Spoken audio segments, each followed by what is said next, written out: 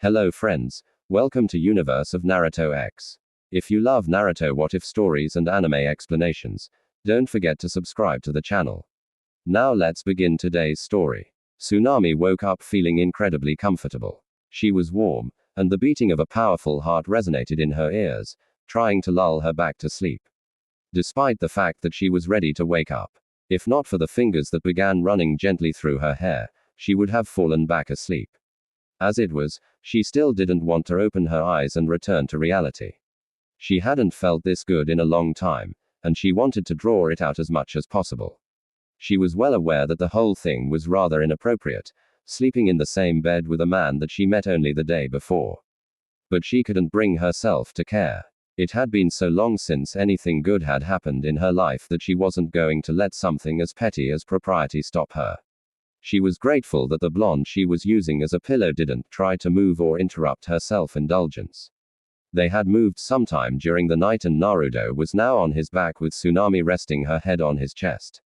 She was lightly running her hand over his chest, marveling at how hardened his muscles were. She could practically feel the restrained power they contained. That combined with the fingers gently threading themselves through her hair were a feeling of safety that she hadn't felt since before God had set his sights on Wave. Before that, even unlike Inari, who had no true concept of the differences between a ninja and a common thug, she knew that they were completely safe from anything God could throw at them now that his hired missing nin was out of commission. She had never seen a shinobi before, but even a civilian like her could see that there was something that set him apart from regular people. She had loved Kaiser, but he had been a fisherman, not a trained warrior. Though his convictions had been firm and he had been strong for a civilian, laying on the blonde shinobi's chest, she could appreciate the difference between them. She knew that thugs and bandits, no matter how many, would never be able to touch this man, and if they tried, they would easily fall too. His muscle and skill, his dangerous appearance had frightened her at first. But now, it was reassuring. With a regretful sigh, she decided that she really should be getting up. "Good morning," she said as she looked the blonde in the eye. Morning decided to get up. He teased with a grin, making her flush slightly. She couldn't keep her heartbeat from speeding up at how predatory he looked. "I'd prefer not to, but I've got to make breakfast." She was always the first to wake up and make breakfast. And I imagined that Zuna might be upset that one of the shinobi he'd hired to protect him slept with his daughter on the day that he met her. Naruto mused idly. She scowled at him, but her blush made it hard to take her irritation seriously. "You're making it sound worse than it actually is." "True, even though the way you were wiggling against me made it really hard to resist making any moves on you." He teased with an amused grin and lightly groped her. Tsunami was looking so mortified that it was hard not to burst into laughter. "Come on, let's get up before someone walks in on us." Na continued. After that, they both got dressed and made their way downstairs. Tsunami still sporting a faint blush at his teasing. Despite her embarrassment, however, she was in a good mood. It had felt good to tell someone about what had happened and beheld while she cried. The playful teasing was embarrassing, but she couldn't deny that she liked it. Sometime later, breakfast was just about finished, just as the others began to make their way down.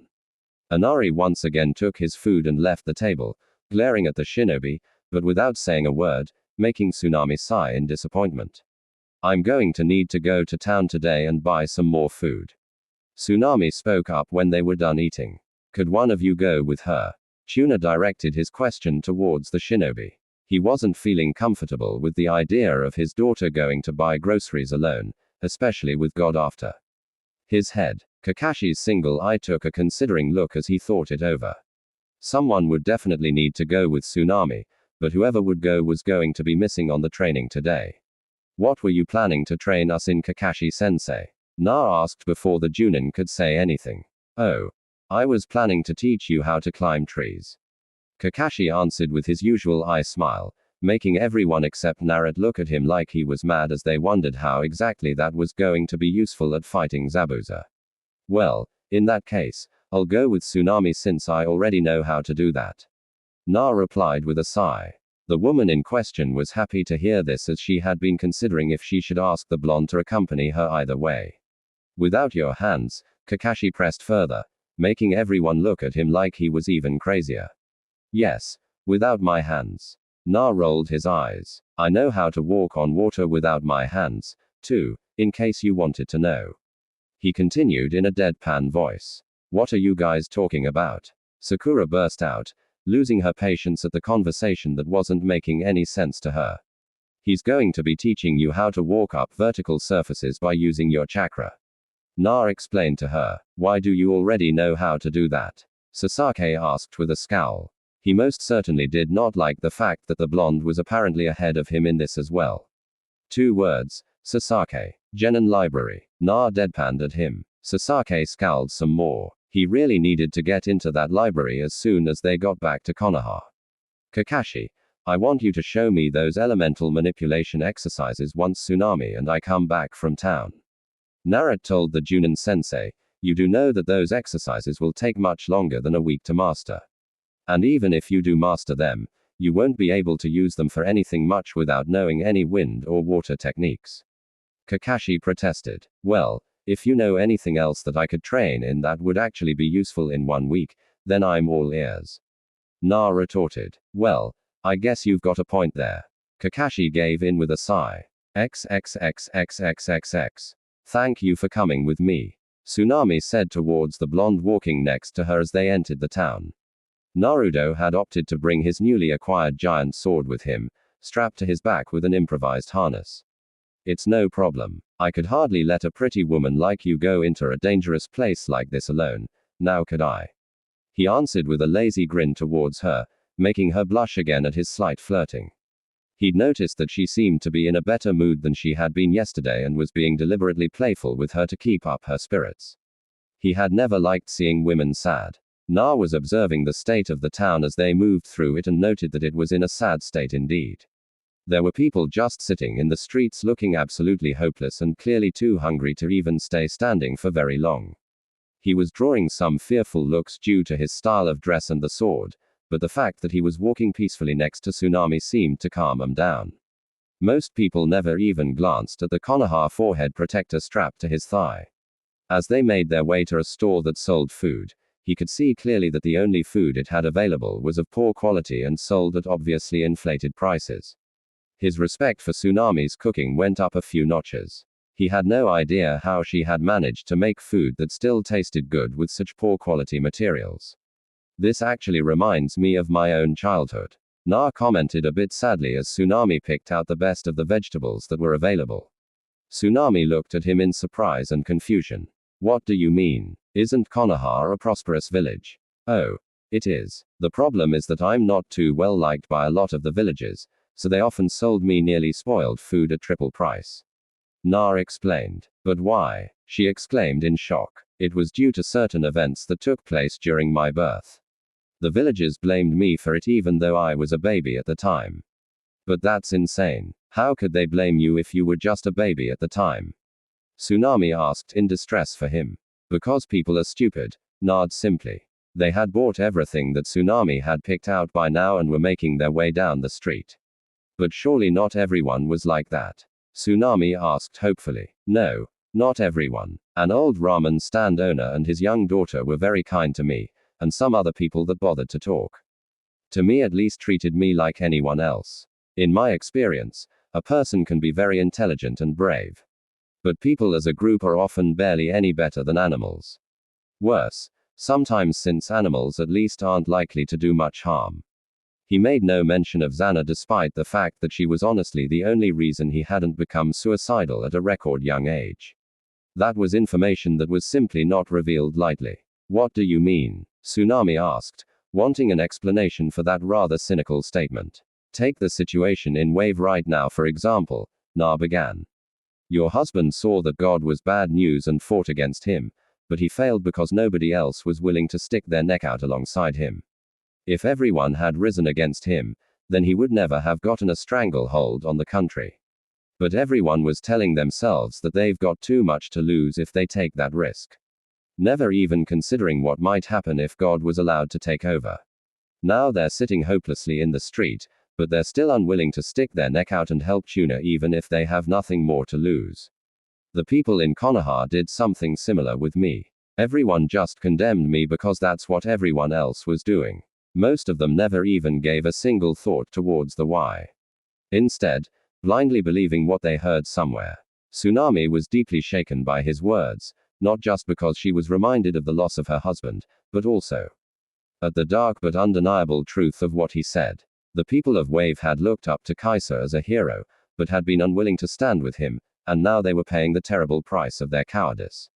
They had lapsed into silence for a few minutes, each lost in their own thoughts until Na felt a small tug on his coat. Looking down, he saw a small and dirty girl who couldn't be more than 6 years old, holding on to his coat. She looked terrified that he would be angry at her, but the growling of her stomach, which he could hear clearly, had made her desperate enough to approach.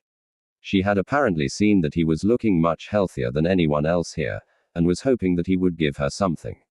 "Do you have any food, mister?" she asked timidly while cupping her hands in front of her. Hopefully looking at the small girl, Naruto was reminded of himself at that age. Giving her a smile, but making sure not to show her his teeth, Na reached into his coat towards one of the seals inscribed into T.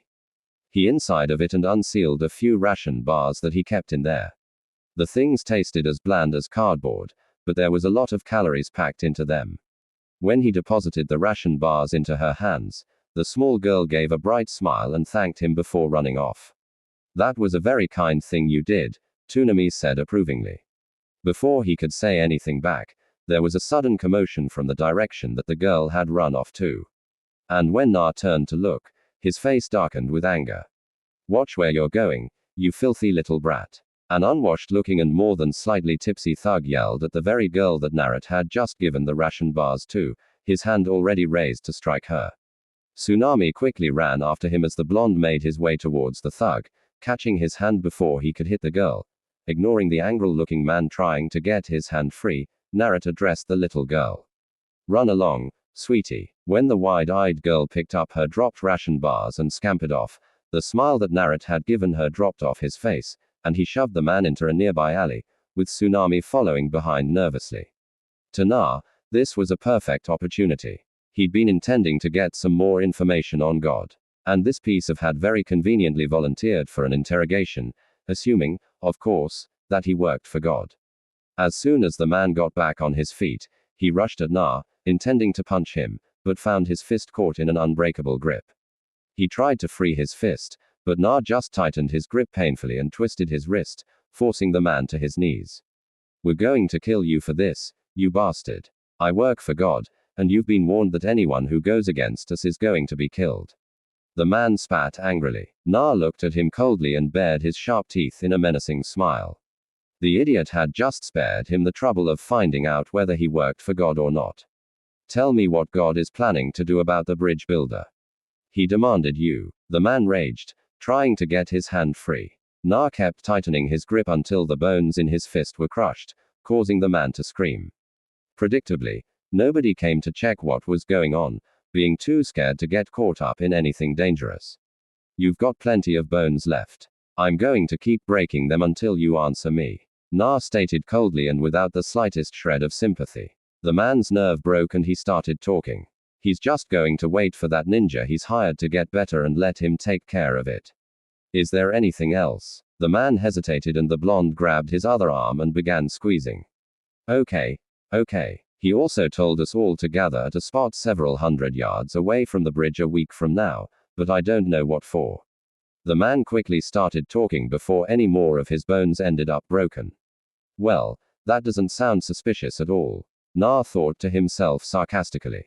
Gotu sounded exactly like several other greedy pieces of slime that he'd had to deal with in the past when he'd still been taking over the criminal underground in Konoha, except for the fact that he was more successful.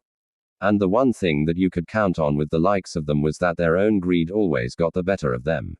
"I've told you everything. Now let me go," the man said, sealing his broken hand. Na ignored him and instead grabbed hold of his head with both hands and twisted violently, ending his life with a sickening crack. Letting the fresh corpse fall to the ground, he produced a sealing scroll from inside his coat and sealed the body.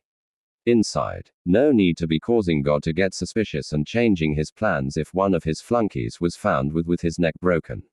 Turning back towards the entrance of the alley, he saw a pale and shaken Tsunami staring at him with wide eyes and trembling hands. "Shit. Sorry you had to see that, Tsunami," he said quietly.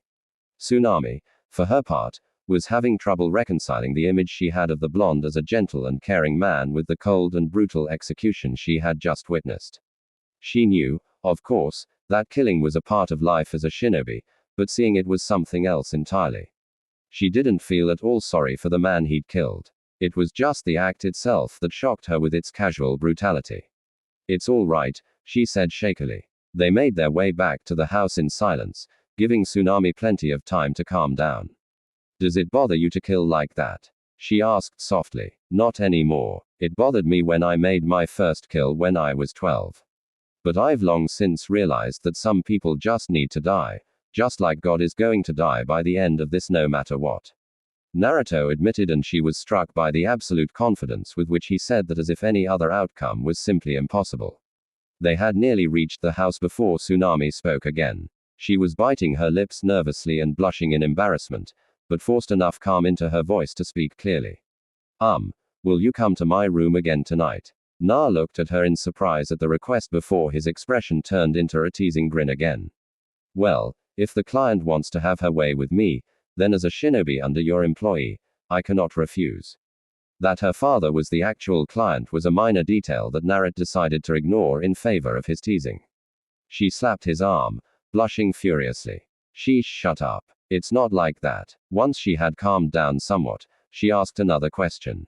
Is that really true? That you can't refuse something like that? She was thinking about Konoha and if they were forced to sleep with clients if they demanded it, as she imagined that many clients would be like that. No, not really. Clients are warned that demands like that are not tolerated. At least that's how it is in Konoha. I don't know how it is in other hidden villages. He admitted his D rank were another matter, as members of the village were well aware of that rule. They had just ignored it in his case because they knew that they wouldn't get in trouble for it. By this time, they had reached the house and Tsunami went inside to put away all the groceries while Naruto made a beeline for the forest where the rest of Team 7 was training. When he arrived there, he could see Kakashi lazing around reading his as usual, Sakura leaning against a tree in exhaustion, and Sasaki glaring at a tree venomously.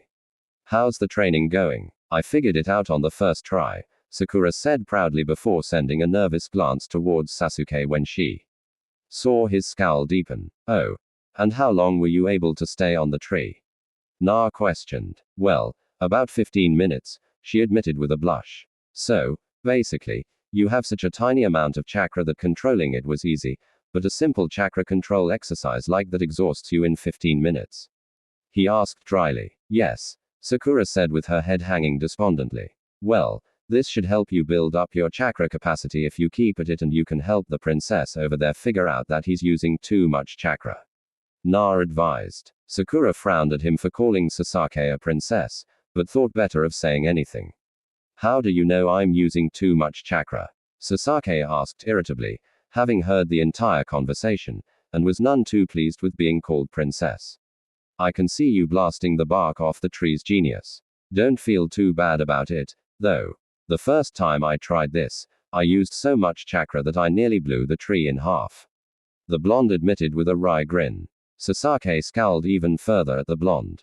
Naruto's obvious greater strength was annoying him to no end, and the worst part of it was that he didn't even know if he'd seen all of it yet. He really wanted to ask about those chains that the blonde had created, but Kakashi had already forbidden him and Sakura from doing so or even talking about it. He could understand why, even if he didn't like it. When the blonde had called out the technique, he had called it a secret art. So, not only was it pointless to ask, it was also prying into the business of another clan. Na made his way over to Kakashi, intending to get those elemental training exercises out of him. All right, sensei, tell me how to train up my affinities. Na said as he came up to Kakashi, closing his book, but keeping his thumb inside it to mark his place. The Junin turned towards his blonde student. Well, for wind, you need to learn how to cut a leaf with only your chakra, and for water, you need to take some regular paper and soak it with only your chakra. Learning how to do this will give you a better handle on transforming your chakra nature. I see. So, I've been going about the whole thing backwards. Naruto muttered to himself as he created 10 clones and had them cut leaves. He'd have to wait for water training until he got home since he had no paper. So, You figured out the secret of the shadow clone technique as well? Kakashi asked in surprise at seeing the blonde foisted off the training on his clones. Oh. Yeah, it's the only reason I managed to learn Fujutsu without killing myself. That, is dangerous. Naruto answered. Kakashi's sweat dropped at the blonde's reply. If Naruto was using shadow clones to learn Fu and Jutsu and the typical Uzumaki instinct for the art bred true, he could only hope that the blonde wouldn't start making reality-bending seals until he was a Tunin and Kakashi was no longer partly responsible for his actions. One other thing, Sensei, Naruto said, making Kakashi look towards him again. I interrogated one of God's men while I was in town with Tsunami. Apparently, he's ordered all of his goons to gather somewhere close to the bridge a week from now, which I found suspicious considering that that's about the time we expect Zabuza to recover from his death trance. Kakashi considered the information carefully for a minute before replying. That is suspicious. We'll have to be careful about that. I'm going to be sending disguised clones into town every day to see if I can pick up any more details over the next few days. Na informed his sensei. Kakashi nodded in approval before his mind went off to a different subject that he'd been wondering about since the previous night. Say Na. Kakashi began. Na had just been about to move off and start practicing with his new sword when the tone of his sensei's voice stopped. Him. Yeah. If you've known who your parents were for years now, why didn't you reveal it? It had been bugging him ever since their talk last and he couldn't figure out the reason that Naruto had kept quiet about it. Because I can just imagine that a number of people that hate me for the Kylobi right now would suddenly be trying to kiss my if they knew I was the son of their precious Yandere. And I think the hypocrisy of it might have made me break someone's face sooner rather than later. Ah. I see. So Naruto is that kind of man. Kakashi concluded the kind of man that disdained anything and everything that he hadn't gained through his own sweat. The fame of his parents, no matter how much respect it would give him, was not his own. So, it held no appeal for Na. It was an attitude that Kakashi couldn't help but respect, even though he wondered just what had happened to Na valued only his own strength. That kind of attitude wasn't born from nothing after all. With nothing further to say, Na moved off to get a handle of swinging around his new sword, and Kakashi went back to his XXX. Tsunami was anxiously waiting in her futon for Naruto to show up.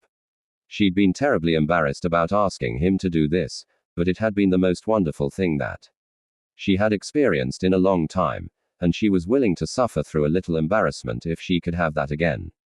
His sudden appearance next to her made her jump in instinctive fright. The fact that she had been expecting him being the only reason that she hadn't screamed. He was already in his underwear, coat, and pants nowhere in sight. You're finally here, she said with a relieved sigh as he climbed under the sheets and spooned her exactly the same way that he'd done the previous night. Sorry about that. I had to take a swim in the river. Swinging that sword around made me smell a bit too manly, Na explained, making her snort in amusement.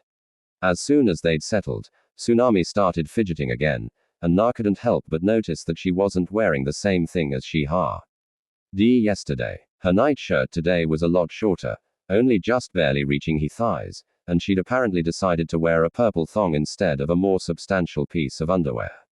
He was already developing the inevitable harden and was about to warn her about what her fidgeting was doing to him when she surprised him by turning around and pressing her against his chest. He raised a questioning eyebrow at her that was only barely visible in the low light, but she just kept biting her lip nervously while looking at him and rubbing her thighs together. What it is? He asked just to prod her out of her thoughts. It was getting pretty obvious to him what was on her mind. Instead of answering, she leaned broad her head close and kissed him. Despite his intention of getting rid of the smell by taking a swim in the river, she could still smell the ants of the sweat that had clung to him, and it had been the last straw. She'd been attracted to him ever since she had seen him, and the more time she spent around him, the more things she found to like. Far from being unpleasant, the musky smell excited her to no end, and she couldn't take it anymore. She didn't care that he would have to leave when the mission was over, and she'd probably never see him again. She didn't care that she had only known him for 2 days. The only thing she cared about was the burning need to feel him sheathed inside her. Are you sure about this? Na asked her just to be sure. Yes. Now take me, she urged, getting desperate to get what she wanted. Not needing any more convincing, he returned her kiss and rolled over so that he was on top of her. It was something of a surreal experience for Tsunami to have to be careful so that she didn't cut her tongue on his teeth. So, she let him win their little tongue duel without putting up much of a fight. When he moved his mouth down to her neck, she couldn't help letting out an excited shudder at the feel of those teeth scraping lightly over her neck, knowing that they were easily sharp enough to pierce through her skin. She suddenly felt herself lifted up and her nightshirt went flying over her head, leaving her completely except for her thong. She covered her with her hands self-consciously when she saw his eyes roving over her the way a hungry lion might look at a gazelle. Without saying a word, he grabbed her hands and raised them over her head and lowered his mouth to her right. The movement of a hot tongue over the sensitive nub of flesh made her take a sharp intake of breath that grew into excited panting when she felt the gentlest of scrape of inhumanely sharp th against it. The fact that she tried to free her arms from his grip, but felt as if she was trying to move a mountain only aroused her further. He paid equal attention to both of her and left her aching with need by the time he moved on. Her panties were already a soaked mess when he hooked his fingers into the waistband and took them off with Tsunami eagerly lifting her hips to help him. The deep whiff he took of her crotch embarrassed her, but she didn't protest when he started moving his face closer. He had released her hands by this time, and she was desperately grasping at the futon, wanting him to get on with it already. She kept her teeth clenched tightly to prevent any loud moans from escaping her as he started licking up what she'd released so far, avoiding any highly sensitive areas. She continued to grit her teeth together when his tongue began to probe her nether lips and slip inside of her, only moaning deep in her throat to prevent herself from being heard by the entire house. When he moved his attention to her swollen, she quickly raised her hand and sank her teeth into her own forearm to hold in the moan screams, the other hand finding its way to the top of his head and pressing it harder against her crotch. It didn't take even a minute before she was shuddering with the after effects of her orgasm. Panting, breathless, and almost ready to pass out, she couldn't believe that he'd gotten her this worked up already, and they were technically still at the foreplay stage. Due to her lack of attention, she never even noticed him before his weight was suddenly pressing down on her again, and she felt the monster between his legs pressed against her quivering nether lips. She'd known he was big when she felt him through his underwear the previous night, but now that he'd removed it, she realized just how big it was. She was intending to tell him to be careful because there was no way that all of that was going to fit inside her when he pressed his lips against hers again, making her taste herself on his tongue while he rubbed his rod against her, getting it lubricated so that it would slip inside her without tr. Ooble. He took hold of her hands again, having noticed earlier that she liked it, as he lined himself up with her entrance and pressed inside with the head, making her moan into his mouth. The deep, satisfied growls coming from his throat as he penetrated her slowly excited her with the thought that he was going to slam himself fully inside of her any second now. As he penetrated deeper and deeper inside her, stretching her insides to the point of being painful, she was distantly grateful that he hadn't done that, as it would have no doubt hurt her badly. There was no restraining her moans and screams as he kept going deeper every time she thought that there couldn't possibly be any more room inside her. Moans and screams which were fortunately muffled by his mouth. He stayed buried inside of her fully for a short while as she gasped for breath and squeezed her hips around him, letting her adjust to his size before he moved again. He returned to plundering her mouth when he began to move, causing her to return to moaning into his mouth. When he began to speed up and growl in a way that told her that he was getting close, she tried to let him know that she didn't want him to release inside her and possibly get her pregnant. The way that he was holding her down and covering her mouth prevented that, however, and the frantic bucking her hips served only to push him deeper inside her. Despite that though, she still felt her own orgasm approaching again, and she was helpless to do anything except let him do as he pleased while she climaxed and felt him filling her up with his seed, prolonging the pleasure she felt as her fleshy inner walls tried to wring every last drop out of him. You shouldn't have done that. I don't want another baby. She panted out when the uncontrollable shuddering from her orgasm subsided, her face and hair sweaty. And you won't have one. I've placed a seal on myself that prevents me from getting any woman pregnant. Nar assured her, his voice much more composed than hers. He was expertly hiding just how stupid he felt for not telling her about that before he nearly caused her to freak out by making her think he was trying to impregnate her. A seal? Tsunami asked in confusion, having no idea what that was. It's a ninja thing that I use to make sure I'm incapable of having children until I turn it off. Don't worry about it, he dismissed airily. Oh. Well, that's good, she said in relief. We should get some sleep. Oh. You think we're done? He smirked at her in a predatory manner when she looked at him in shock. Shinobi, do not tire that easily. Tsunami felt him hardening inside her again as he said that, and she couldn't believe that he was ready to go again so soon. She was already tired and felt as if she could fall asleep any moment now, but was denied as he began thrusting inside her again. He brought her to another orgasm and released inside of her twice more before he was finished, leaving her barely able to stay conscious. She noted with some incredulity that her stomach had actually bulged slightly from the amount of sperm he'd pumped into her, and she was painfully full. She'd thought that stuff like that only happened in that Ika book she'd read once when she'd been bored. Despite how much she just wanted to pass out and sleep for the next 2 days, however, there was something that really needed to be done if she didn't want her futon to be soiled beyond all hope of recovery. I need to go to the bathroom, Tsunami murmured into his ear sleepily. All right, Naruto answered. I'm afraid you'll need to carry me. She muttered at him with a good deal of embarrassment. I can't move my legs properly. She was grateful to every deity that had ever existed that at least the bathroom was just across the hall from her room. What followed was infinitely embarrassing for the single mother, as Na had to maneuver her onto the toilet and then proceeded to stare shamelessly as she sat on the toilet with her legs spread and a small river of leaked out of her. Don't look. It's embarrassing, she pleaded with him. Neither her first husband nor Kaiser had been this blatantly unashamed of all things related, and she had no idea how to deal with it. I think we're a bit past being embarrassed with each other, don't you? He chuckled at her, amused by her flaming red face. At least the shower they took together was less embarrassing, despite her inoperative legs. Once they were both cleaned up and back in her futon, still since they hadn't bothered to get dressed, Tsunami looked over at the blonde that whose presence she intended to enjoy for as long as his mission in Wave lasted. I really wish I could keep you after your mission is over, she murmured longingly. Aside from how attractive he was also just so likable that it would be absurdly easy to fall in love with him. Era, are you trying to sink your claws into a younger man, Tsunami? Na said in a faux scandalized tone. I'm not that old, Na. I'm only 29, you know. Tsunami scowled at him, but the poorly suppressed laughter in her voice betrayed the fact that she was just playing along. Ah, but I am that young. Didn't Zuna tell you that I'm only 17? He said with relish, realizing that she must have made the same mistake as her father and assumed he was somewhere in his mid-20s. The look of shock on her face was priceless, and he intended to treasure it for a long time. No, as a matter of fact, he didn't tell me, she muttered sourly. I can't believe I betted a 17-year-old. When did I become a cougar?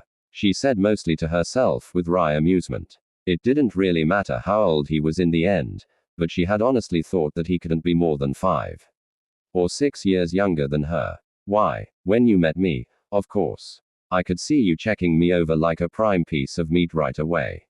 His grin was so wide by now that she could swear that she saw the moonlight pinging off those fangs of his. Oh. Just shut up and go to sleep.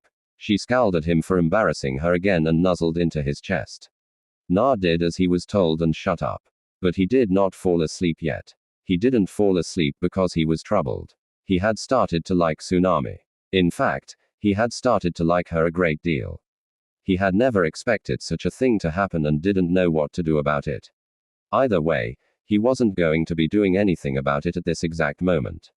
So, he decided not to worry about it. He wasn't really stupid enough to think that the problem would leave his mind if he left the comfortable spot with the warm woman cuddling into him. So, he didn't bother freaking out. He could think this problem over when he was less sleepy. XXXXXXX breakfast the next morning was an interesting affair to say the least. Anari had decided to actually eat with the rest of them for a change, but was scowling as darkly as an 8-year-old possibly could, seeming to be especially irate. Added that his mother appeared to be happier because of the presence of the shinobi in their home. It seems that the gloomy brat resented the fact that they believed themselves capable of doing something and that his mother was buying into it. Na wondered whether he would have preferred to know the real reason why his mother was in such a good mood.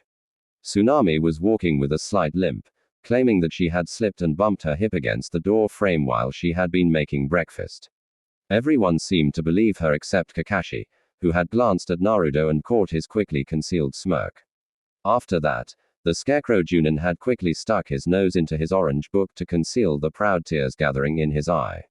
Mill Hunter. There was a time and place for that kind of information to be used in order to traumatize his other two students some more. And the dining table during breakfast with the family of the lucky woman who had scored herself a young blonde was definitely not it. After they had eaten, everyone had gone off to do their own thing. Sasaki and Sakura along with Kakashi had gone to the forest to continue training tree walking, one to learn it and the other to bolster her chakra capacity. Naruto and Zuna had gone to the bridge, though not before the blonde had made several dozen clones and had them scatter across to accomplish various tasks such as training and spying around town. Both Sasaki and Sakura had wondered what the point of sending clones to train was and were shocked at hearing that shadow clones could be used as a training aid due to the memory transfer function. The Uchiha survivor had seethed with jealousy at learning that his blonde teammate had such a powerful tool at his disposal and demanded to learn it, forgetting that it was a kinjutsu. Kakashi had shot down his idea with a reminder that only people with a truly insane chakra capacity could utilize the technique as a training aid. The day passed without any further incidents. Naruto's transformed clones that had been skulking around town, eavesdropping on anything of interest, had no found anything new, but had caught a few conversations with the thugs, wondering why they were supposed to show up near the bridge, so at least that was confirmed. The clones he had sent to train had been making slow but steady progress, though one of them had, for some reason, decided to go fishy. NG instead of training, which had made Tsunami smile when it had brought the fish, so he figured it was all good. Sasaki had just about mastered the tree climbing, his desire to catch up to Naruto making him desperate enough to ask Sakura for help. Sakura herself had been ecstatic about it along with being able to stay vertical on a tree for half an hour at a time, making her claim that this was the best mission ever, momentarily forgetting the threat of messy death looming over her head. They would both be moving on to water walking soon. It was during the evening meal that Inari's gloom finally reached critical mass and exploded, unable to stand the fact that people were able to enjoy themselves. Why do you guys bother to try so hard? No matter how hard you train, you're still no match for God's men. No matter what glorious claims you make or how hard you work, the weak will only end up getting killed.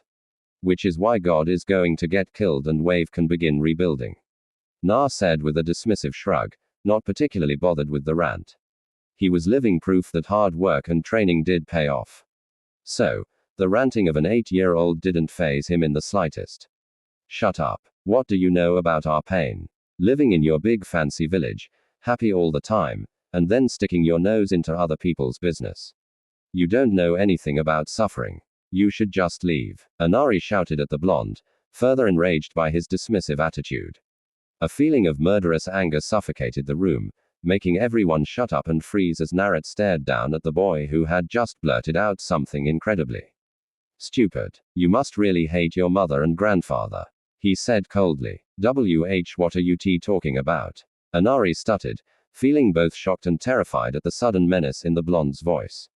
We are here to protect your grandfather while he finishes his bridge. If we leave the way you want us to, then he will die and your mother will likely suffer the same or even worse soon after.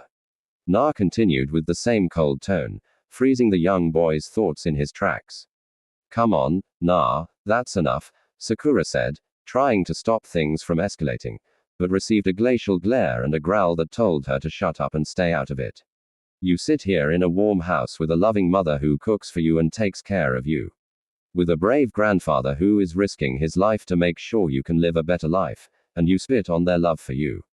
Inari looked about ready to burst into tears and run away, but found himself unable to. Unknown to everyone, Na was using his much-neglected chakra voice enhancement to force him to listen. You live near a town not even 20 minutes walk away where there are children living in the street. Children who have no one to take care of them. Children younger than you, who are forced to beg for food. And you sit here with a full stomach and complain. Tsunami, who was just as frozen as everyone else, realized that he must be thinking of the little girl from yesterday. My life was harder than yours is ever likely to be. But I climbed out of that instead of whining about it. Sasaki had to see his entire family killed by the hand of his own brother, but you don't hear him whining about it, even if he is a moody bastard. The last part might have been considered somewhat funny if it hadn't been delivered in a voice cold enough to freeze water. I have no idea what happened to Kakashi-sensei, but I can guess that whatever makes him stare at a monument to the fallen for hours on end every day wasn't pleasant. In fact, the only one here who had a life better than you was Sakura. Instead of making everything worse, you should be doing your best to protect what you have because as far this world is concerned, you're actually pretty lucky. With that, the blonde turned around and headed towards the door, grabbing his stolen sword along the way, and everyone breathed a relieved sigh that it was over without any violence. Where are you going, Na? Kakashi asked with some worry. Training XXXXXX. Na made his way towards the forest. Most of his anger already cooled. The brat had gotten to him with the way he threw tantrums and ignored just how lucky he actually was. But the real reason he was still walking into the forest instead of going back was because he needed some space to figure out what the hell was going on with him and Tsunami and what he was going to do about it. All the women that he had slept with previously had been either prostitutes or the type who was just looking for quick fling with no strings attached, excepting the obvious case of Xana, who was another matter entirely. Tsunami, however, was a wonderful and loving woman that was very easy to get along with. She was a good deal older than him, but he had never cared about that before, and he wasn't going to start now. Besides, he didn't even know how old Xana was. But it was likely to be a number with 4 digits, so that argument didn't hold any water. The root of the problem was that he had enjoyed the time he spent with her a great deal, and could quite easily imagine settling down with her and abandoning his long-shot dream of becoming powerful enough the red-haired demonist would consider him worthy of being her equal. That, however, would mean abandoning Xana, which was out of the question.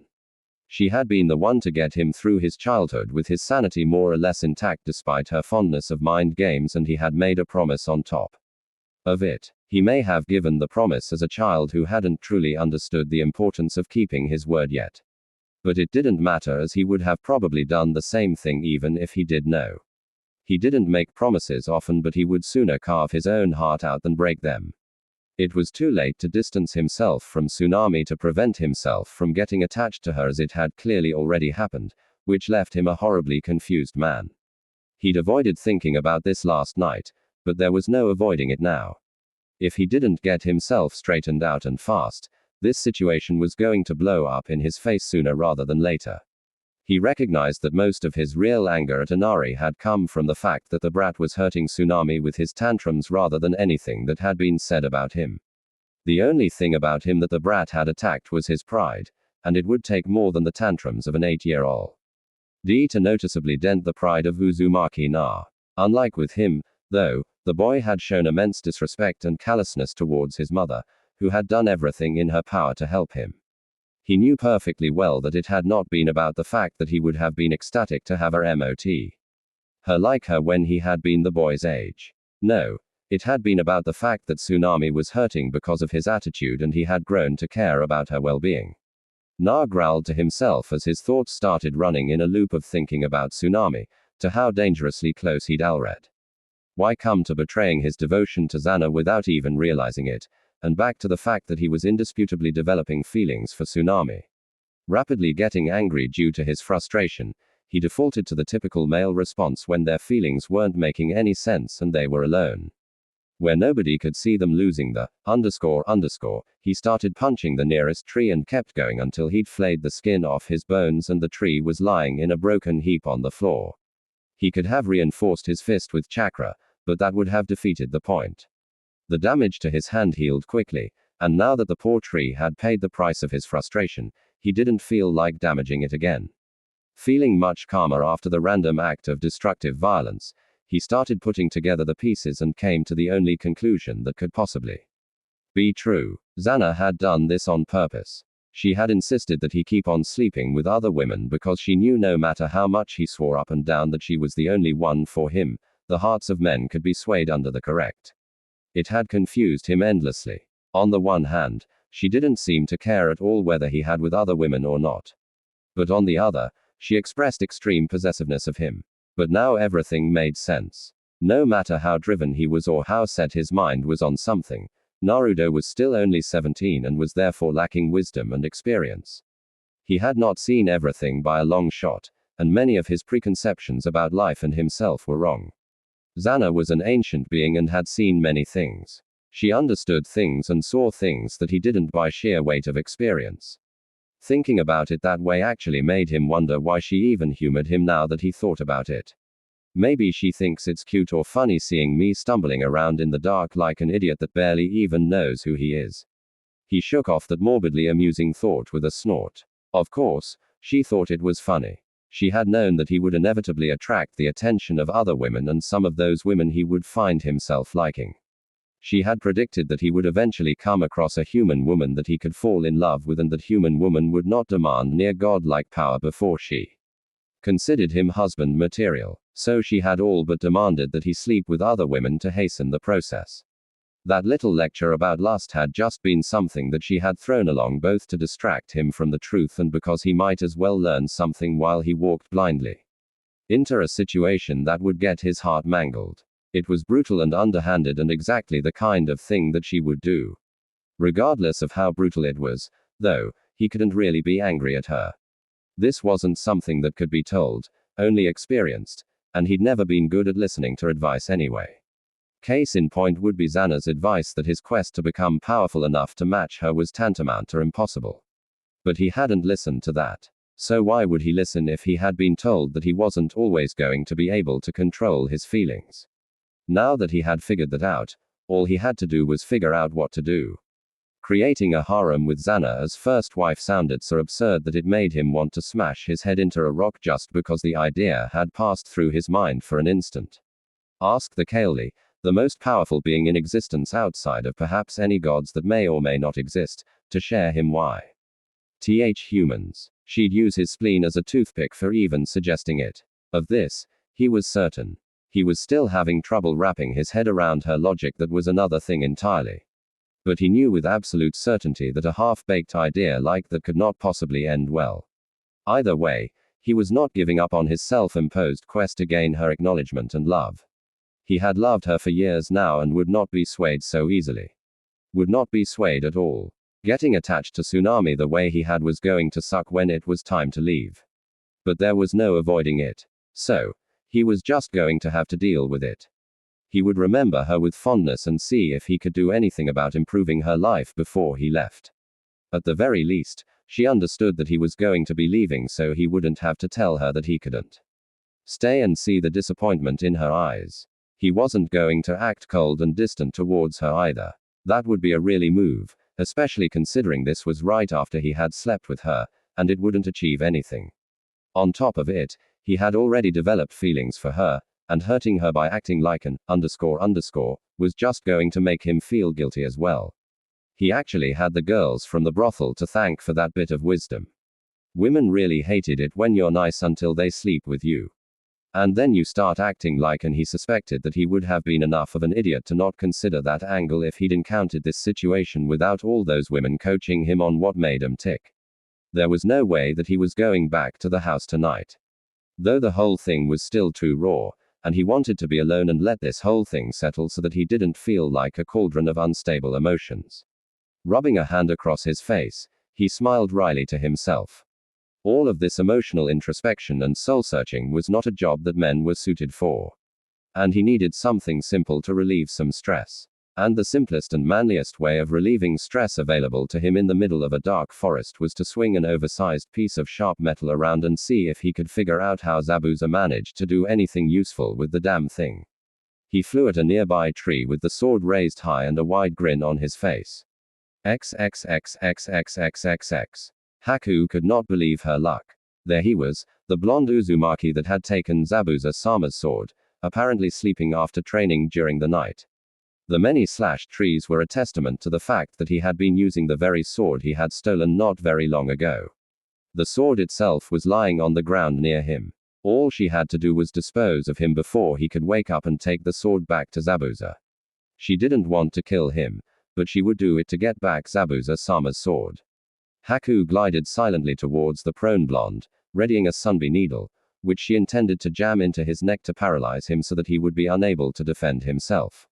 Taking a deep breath, she steeled her heart for what she was about to do and found herself pinned to the ground in a blur of motion, hands held above her head with a strength that she couldn't hope to overcome, and the rest of her body pinned under the much heavier blonde, who was now eyeing her with a speculative gaze. Na had been awoken by the feel of killing intent, but had elected to wait until his would-be killer came close enough to act. Now that he had the very pretty girl disabled, he could assess the situation.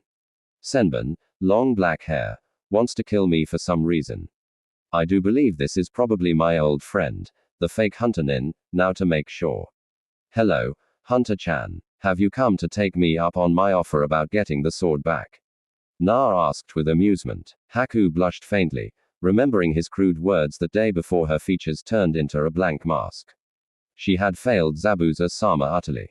First, she had been unable to retrieve his sword from the blonde, and now she had even gotten captured because of that moment of hesitation. There was no escape for her in this situation. She couldn't bluff her way out since he already knew she was the fake Hunter Nin, couldn't form hand seals, couldn't break his grip, couldn't even kick him because he was nestled between her legs. The best she could hope for right now was that he at least wasn't a rapist. Please kill me quickly, Uzumaki-san, she requested with a hollow voice.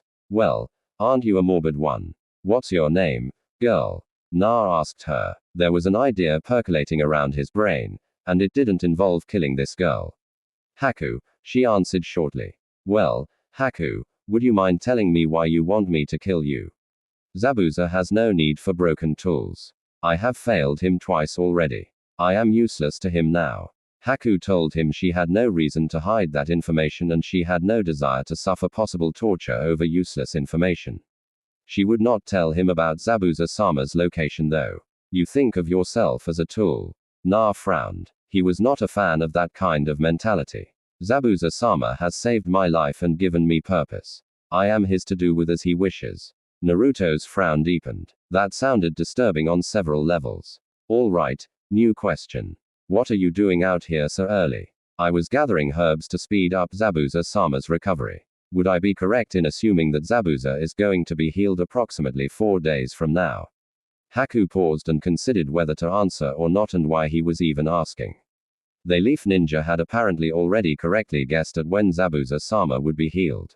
So even if she told him, nothing would be changed. She could claim it would take longer, but with a legendary ninja such as Kakashi, the deception would likely be perceived. Not to mention that they were running out of time to finish the mission. Yes, Naruto frowned thoughtfully. I hope you're being honest about that because this could be very important. This made Haku frown in confusion. Obviously, it was important information for the Konoha team, but he made it sound like it could be important to her and Zabuza-sama. All right, I'd just like to know one more thing and then I may or may not have a proposition for you. Na began and Haku nodded in cautious agreement. What did Zabuza save you from that you have this kind of loyalty for him? Haku once more considered whether she should answer or not. If she answered, then she would reveal her that she had a bloodline, but without knowing of anything specific that would hardly matter. Aside from that, Konoha is well known for its love of bloodlines. So perhaps he would try to take her back there, which would give her a small chance to perhaps be useful to Zabuza-sama one final time, and if she failed, she could quickly use her bloodline to kill herself by flash freezing her own blood. It only took one hand seal. Making her decision, Haku told him her story about how she had ended up wasting away in the streets because of the bloodline purges until Zabuza had found her and given her a reason to live. Na was quite surprised to hear that she had a bloodline and at how similar her early life had been to his. But he knew everything that he needed to know now. His idea could definitely work. Well, I hadn't expected your life to be so similar to mine. All right, Haku, I'm going to let you up now, so please don't go doing something stupid like attacking me. I've got a proposal for you.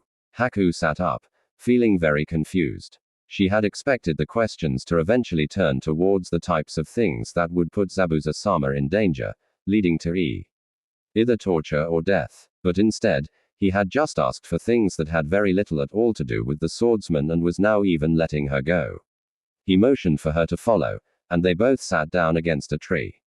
Here is my proposal for you, Haku.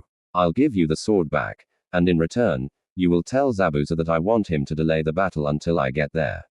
Na had no problem giving up the sword. He'd thought the thing was interesting at first, but the previous night's training had told him that AK Enjutsu user he was not. The sword had felt wrong in his hands the entire time, even if he was strong enough to swing it without a problem. Returning it to Zabuza was a gamble, but he was almost certain that God was planning to double-cross them. Haku was now immensely confused and shocked. The blonde's actions didn't make any sense at all. But why would you do such a thing? Well, for one thing, I can't use that sword worth a damn. Maybe it doesn't like me. I hear that special swords have a will of their own or something like that. The other thing is that I've been spying on God's thugs in town for a while, and I've overheard that he's ordered them to gather at a spot a small distance away from the bridge about 4 days from now.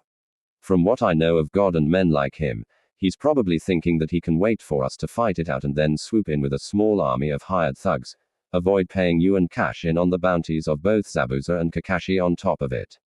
Na explained. Haku's eyes widened at hearing this information and she found herself agreeing. That sounded exactly like something that God would do. So, I'm proposing to give back the sword as a sign of good faith and then Zabuza can make his mist so that it looks like we're fighting and then just W8 for the greedy little, to show himself. If I'm wrong, we can always pick up the fight later. Na finished with the proposal of his plan. Why would we need to wait for you to show up though? Will you not be at the bridge as well? Haku asked. No. I'll be at the bridge builder's house because people like God are also fond of using hostages as insurance just in case something goes wrong. So, I'm expecting them to try and take his daughter and grandson. I cannot guarantee that Zabuza-sama will agree to this. Haku stated, then make your own observations of God's goons. The closer the day is, the more obvious it should be, and he'll have an easier time believing you than me. Na reasoned. Haku agreed and prepared to leave when Naruto stopped her with another request. Could you meet me here in 2 days and give me Zabuza's answer? I believe I can do that. Uzumaki-san, none of that now, Haku. We're practically friends, so just call me Na. All right, Na, may I ask what you meant when you said that your life was similar to mine? Haku asked cautiously. Well, I had something placed inside me when I was born that caused most of the village to hate me. So, I lived my early life in a similar way to you. Na explained. Haku was surprised but also intrigued. Zabuza-sama saved me from that life and became my precious person. This is why I will do everything in my power to protect him. I have always believed that people become truly powerful when they have someone they wish to protect. Do you also have a precious person that you want to protect? She asked curiously. Despite the initially bleak situation, she was now glad to have encountered the blonde Uzumaki. She was curious about what had been placed inside of him, but decided not to pry. Na thought it over for a moment before answering. There are 2 people who are precious to me above everyone. One is like a big sister to me, and I would do nearly anything to keep her safe, and the other is someone Ho doesn't need my protection, but it is my hope to be her equal one day. Haku gave a smile at meeting someone that was so similar to her. With reasons like that to grow strong, I have no doubt that you will succeed. XXX. The next few days passed without incident. Kakashi had not been happy at all that Naruto had returned Zabuza's sword, but had decided to trust his student and hope for the best. The second meeting with Haku had revealed to them that Zabuza was wary of traps but willing to go along with it as Eve. Writhing was pointing towards God planning treachery. Sakura had been relieved that they might be getting out of the mission without a fight, and Sasaki had been angry at being unable to face a powerful opponent to test himself. Inari had been quiet and barely spoken a word since Naruto had laid into him, but he seemed more deep in thought than gloomy. Everyone had continued their own training regardless of a possibly peaceful resolution. At this point, both Sakura and Sasaki were working on water walking, one for endurance and the other to master it, while Na was still working on cutting a leaf in half with his wind chakra. Na and Tsunami had also continued the nightly activities in secret. At first, Na had been hesitant about it, but Tsunami had assured him that she had known he wouldn't be able to stay. She would miss him, but she had never expected him to stay and just wanted to enjoy the short time they had left together before he left. True enough, she hadn't expected to find herself liking him to this extent, but she knew that there could be no future together for them. She was happy enough that he'd come around and helped lift the loneliness she had been feeling ever since her husband died, and that his words seemed to have done good for Inari, despite their harshness. Now the day had finally arrived for the long-awaited confrontation. Zuna had told his workers to not come that day in order to prevent anyone getting caught in the possibly crossfire, but he intended to join them on the bridge. Na had stayed behind at the house, waiting for any possible kidnapping attempts by God's thugs. He was going to stay for 2 hours and then join them on the bridge if no kidnapping attempts had been made, leaving behind shadow clones just in case they were late. He didn't like relying on shadow clones for this kind of thing, as one tiny cut was enough to dispel them, which was the only reason he hadn't left shadow clones to begin with. Inari was currently in his room, as he had been wont to do lately, thinking over what Naruto had said to him. Meanwhile, Naruto was in the kitchen, standing in a place where he couldn't be seen from the front door or from the stairs leading to the first floor. He had his pants undone and Tsunami on her knees in front of him with his rod in her mouth. Normally Tsunami wouldn't have even considered doing something like this, but she had gotten a lot bolder in the past few days, and she knew that the short time she had to enjoy the company of her favorite blonde was running out. She knew that Na would hear if anyone was approaching, so the risk of getting caught was minimal, and they couldn't risk doing anything more with the danger of being attacked at any moment. Aside from that, she had also discovered that instead of the usually unpleasant taste of a man's sperm, Naruto tasted like the most wonderful thing to have ever graced her taste buds. She had been confused when she first tasted him, and it felt like she was drinking liquid lightning, but with only positive effects. His explanation on chakra density having strange effects on the body didn't really explain anything to her. So, she just accepted it as being another oddity about him that she was going to miss. Before she could extract what she was after from him, though, the front door was destroyed, causing Naruto to quickly pull out of her mouth and stuff it back inside his pants. He didn't show it, but he was rather pissed off at the timing of this attack. Couldn't they have come a few minutes later? I'm going around the back. Don't worry, I won't let them touch you or Inari. Na whispered to her and vanished through a nearby window. Tsunami quickly wiped her mouth and then stood to meet the would-be kidnappers. Zori and Waji had expected the standard kidnapping when they broke down the door, screaming, panic, pleading, even an attempt to fight back. Thus, they were very confused when they were met with a composed-looking woman. Oh, she still looked somewhat frightened, but not anywhere close to what you'd expect when you break down someone's door with swords and barge into their home with blades drawn. Still, they had a job to do, and they were going to do it. You're coming with us, girl. God wants to have a little talk with you and your father. I'm not letting you take my mother. A young voice suddenly screamed and they turned to see a boy at the top of the stairs.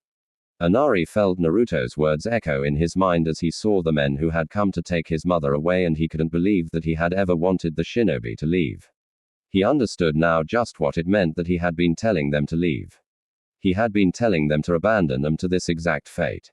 He didn't see Na anywhere, so he was determined to protect his mother at all costs. He couldn't lose her, too. After he lost his adoptive father, Zori and Waji couldn't understand why the woman suddenly looked calm. You won't be taking me anywhere, Tsunami said with a grim smile. All traces of fear gone, Inari just looked confused at hearing his mother so calm, as he didn't have a direct line of sight behind the two thugs. You think this little runt is going to stop us? Zori laughed mockingly. No, Inari is much too young to stop you. But the shinobi standing right behind you is another matter entirely. They instantly spun around, intending to cut down whoever was behind them, only to find their hands caught in an on hard grip and a much bigger man than they were leering at them with a menacing fang smile. We've been waiting for you. Now you are going to tell me what God is up to at the bridge. Screw you. I'm not telling you anything. Waji raged, trying to get his hand free without success. When they tried to kick the blonde shinobi and force him to let go, his grip on their forearms suddenly tightened until the bones broke under the strain. Both screamed in pain and let go of their swords, falling to the floor immediately after, cradling their now broken arms. I don't have time to screw around with you. So, tell me what I want to know or I start taking off body parts. Na demanded in a cold chakra-enhanced voice, instantly removing any thoughts about refusing. They were just hired swords and definitely had no interest in being tortured in order to protect information. He's going to wait for your team and Zabuza to fight it out and then ambush you with everything he has. Zori revealed frantically, wanting to tell him everything he knew as soon as possible before the blonde could make good on his threat. So, I was right then. That makes things simple, Na said to himself before dragging the two of them outside. He didn't want to kill them in front of Inari, and leaving them alive was not an option. When he came back in, both Tsunami and Inari were waiting for him. I'm going to the bridge. It's time to finish this, he told them. They nodded, but Inari felt that he had to say something. Thank you, Naruto. Nissan. Na raised a surprised eyebrow at the new form of address and then put his hand on Inari's head and ruffled his hair. You did good trying to protect your mother, Inari. The words made Inari smile proudly. The blonde made two shadow clones and then sped off towards the bridge. XXXXXX. When he arrived at the bridge, he saw a rather odd thing. The bridge was enveloped with a Kurajitenic, and once he penetrated it, he saw a dome of ice mirrors with Sasaki trapped inside them, looking progressively more like a pin cushion. The odd thing about this was that Kakashi was standing next to Sakura and Tuna with Zabuza on the other end. The mist not thick enough for combat purposes, but plenty thick enough to block sight from the outside. So, what's going on? Naruto asked, as the whole thing seemed as casual as a tense situation between possible enemies could be, with the exception of Sakura's nervous shifting. Clearly worried for her precious Sasaki, apparently Sasaki was upset about being unable to fight anyone on the mission thanks to you sniffing out God's plan, and he made his displeasure known.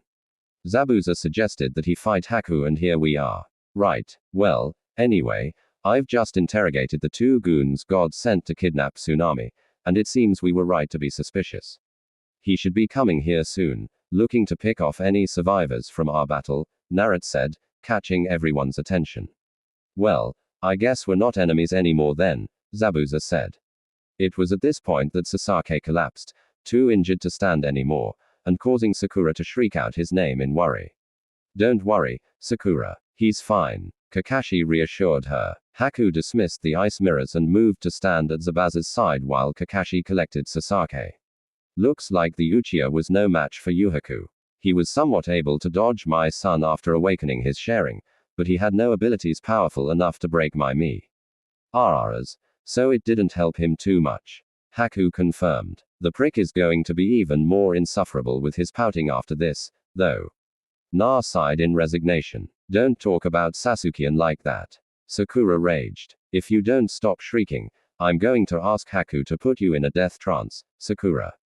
Naruto told her irritably. No man wants to listen to a grating, high-pitched voice shrieking into their ear, especially not after an interrupted, that shut the pink-haired fangirl up quickly. As she didn't want to have sunburn stuck in her neck, Naruto took the opportunity to observe Zabuza and Haku since they weren't trying to kill each other. What he had heard from Haku about how she considered herself a tool for Zabuza still bothered him. It wasn't really any of his business, but he had taken a genuine liking to Haku during the short talk in that forest, and he didn't want her living that kind of life. Hey, Zabuza, he suddenly asked, surprising the swordsman and Haku slightly. They hadn't expected there to be much talking going on until God showed up. Yeah. Zabuza felt that he had a slight debt to the blonde for returning his sword so freely, so he was willing to answer some questions. Do you really consider Haku to be nothing but a tool to you? That's what shinobi are, Zabuza answered simply, causing Naruto to frown. I don't believe that, Naruto refuted. You can believe what you want. It won't change the truth. Zabuza retorted. So if I had asked for Haku's life in exchange for the sword, you would have agreed? Na asked somewhat heatedly. Haku is a lot more useful than a sword, and I'd have gotten my sword back another way, was the cold response, though it was somewhat evasive. Well, then what if I had demanded that Haku sleep with me in exchange for the sword? Naruto demanded, getting irritated with the swordsman's disregard for his partner. The question caused Haku to flush bright red and Sakura to gape at him, also blushing. What the hell are you implying, you bastard? Zabuza demanded angrily. Na stared at him for a few seconds before he gave a small smirk. If you only think of Haku as a tool, then I don't see what you're getting so angry about. It shouldn't be any big deal to sacrifice the virginity of a tool to get your sword back, right? Zabuza growled and looked like he was about to draw his sword and cut the blonde Uzumaki in half when a brightly blushing Haku asked a question of her own. Naruto-san, why are you saying such things? I'm just trying to figure out what Zabuza really thinks of you. I did say that we were practically friends and I don't like seeing my friend treated as a tool. Given how mad Zabuza looks right now, I'm pretty sure that his whole attitude about you being a tool is fake. Naruto explained, making Haku look at him in surprise. Uzumaki, Zabuza growled, but was ignored. Kakashi was watching the whole thing in silent amusement. I bet he wouldn't even mind if you gave him a hug right now. The blonde prodded further while Haku blushed some more at the suggestion and inched a bit closer to the swordsman. She had always looked up to Zabuza as a father figure, even if she said that she was just a tool and she had wanted to hug him several times before. Any further conversation was interrupted by the noise of several hundred feet walking towards them. Showtime, Zabuza said with anticipation. Goto walked onto the bridge like he owned the place, intending to give an arrogant little speech about how he had screwed everyone over, but stopped in confusion when he saw that nobody except for one black-haired kid seemed to be injured. Zabuza, what the hell is this? I'm paying you to get rid of the bridge builder, not to screw around. You up for the last time when you tried to double-cross me? I'll just take my payment out of your hide, Zabuza growled, making the greed, back up in fear. He had brought all of these hired thugs with him because he had expected that they would be able to deal with a severely exhausted Zabuza. A fresh and uninjured Zabuza was something else entirely. However, please leave God alive for now, Zabuza. I have something special that I need him for before you kill him. Na requested. Zabuza looked at the blonde next to him. He was still a bit pissed at him for the earlier comments about Haku, but he had no problem delaying the midget's death for a little while. Fine, he grunted. In contrast to the conversation on the shinobi side, God was starting to get a little desperate, which is why he resorted to a tried and true method for motivating a mob of greedy thugs. There's only a handful of them, and I'll be paying a 50,000 Ryo bonus to anyone who can strike a killing blow on one of the shinobi, and then the lot of you can go do whatever you want to the town as a celebration. The small army of thugs looked excited at the prospect and charged right at the small group of ninja, intending to overwhelm them with numbers. They were further encouraged when they saw that only 3 of them intended to fight. Indeed, only Zabuza, Kakashi, and Naruto had readied themselves to fight the mob. Haku had no desire to engage in a slaughter. Sasaki was unconscious, and Sakura knew perfectly well that she wasn't ready for something like this. The following battle quickly reminded the thugs why exactly it was unwise to fight trained shinobi if you weren't one yourself. Zabuza was effortlessly cleaving through several of them with every pass of his huge blade, barely needing to even bother with any techniques aside from swinging the sword fr. On one side to the other. Kakashi stuck to the basic kanai and went for quick kills. His speed much too high to be in any danger from the slow attacks of the mob. Na simply manifested his chakra chains and then swiftly sent them to impale the attacking mob. He wasn't much for wholesale slaughter, but he didn't want to have all of these thugs turn into bandits and cause further trouble out of some misguided sense of mercy. A few blood-soaked minutes later, God was the only one left alive, and he was shaking with terror, fully aware that there was no getting away. All right, Uzumaki. The little pig is alive for now, so go do whatever it is you intend to do so that I can kill him already. Zabuza grumbled impatiently. Na moved toward God, and the tiny man immediately started trying to negotiate. Please spare me. I'll give you anything you want. Just don't kill me. Na gave him a chilling smile and answered, yes, there is something that I want from you. Goto looked hopeful and thought that he might just be able to get out of this alive. XXX. The group was now in God's mansion, more specifically his office, which had previously belonged to the daimyo. Naruto had his clones bring Tsunami along as well. The only one missing was Sasaki and Sakura, who had returned to the house, one to rest from his injuries and the other to watch over him. Na, why did you bring me here? Tsunami asked in confusion. That's simple. The _ here is going to be signing over everything he owns to you. Na answered simply. What came the voices of God, Zuna, and Tsunami, while the others simply looked surprised. Na had considered the idea of taking all of God's holdings for himself, but he honestly didn't have time to be dealing with a company, nor did he really need that much money. Just killing God and letting whoever wanted it to get his hands on it was also out of the question, which had left him with the option of giving it to someone else. He knew Tsunami and knew that she would no doubt make use of the funds to bring Wave Country back to prosperity. She might not be much of a business manager, but she had a good heart, and it was going to take a lot of money to repair the damage that God had done. Money that the diminutive businessman conveniently had. You heard me, __, if you don't like it, we can always resort to breaking bones until you see it my way.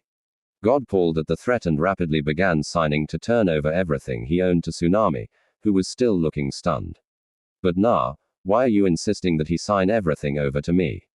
Because I know that you'll make good use of it. Na smirked and continued. After all, we can't have your father using all that money on sake. XXXXXXX. Several days later, the Konoha shinobi were preparing to leave as the bridge was finally complete. Zabuza and Haku had already left, the destination unknown, but much richer than when they arrived. Zabuza had helped himself to several times the amount of money that God had promised him, and nobody had really begrudged him the money. So, the swordsman was overall pleased with the way things had gone. The swordsman had also taken an inordinate amount of pleasure in removing God's head after the had realized that the only one who had promised not to kill him had been Na. Contrary to Naruto's belief about Sasake being upset about losing to Haku, the Uchiha was too happy over activating his bloodline to be upset over the loss and had taken to activating it randomly whenever the urge struck him. Na somehow figured that this good mood wouldn't last long. However, thank you for everything that you've done for us. Zuna was saying. All of Waves seemed to be there to see him off. Inari looked like he was barely holding back tears at seeing his big brother leave. Tsunami was looking very nervous before apparently gathering her courage and dragging Naruto into a kiss by the lapels of his coat. Everyone watching seemed to be stunned for a moment before a loud ooh came from the crowd. Zuna and Inari were both gaping in shock, tears forgotten in the case of the boy. Sasake and Sakura were both surprised for a mere moment before irritation filled their expressions and Kakashi just gave off a perverse giggle quietly so as not to ruin the moment. When the kiss ended, Team 7 bid them all goodbye and left the country. We still need to name the bridge, Zuna said, trying to get his mind off what he had just seen. The Great Naruto Bridge seems appropriate. Tsunami said lightly. Why exactly is that appropriate? Zuna exclaimed, now fully into angry father mode at the fact that someone had kissed his daughter, even if the woman in question was nearly 30 years old. Because he is the main reason that everything went so well, along with giving us the means to rebuild. Aside from that, he also restored Inari's hope, not to mention my own.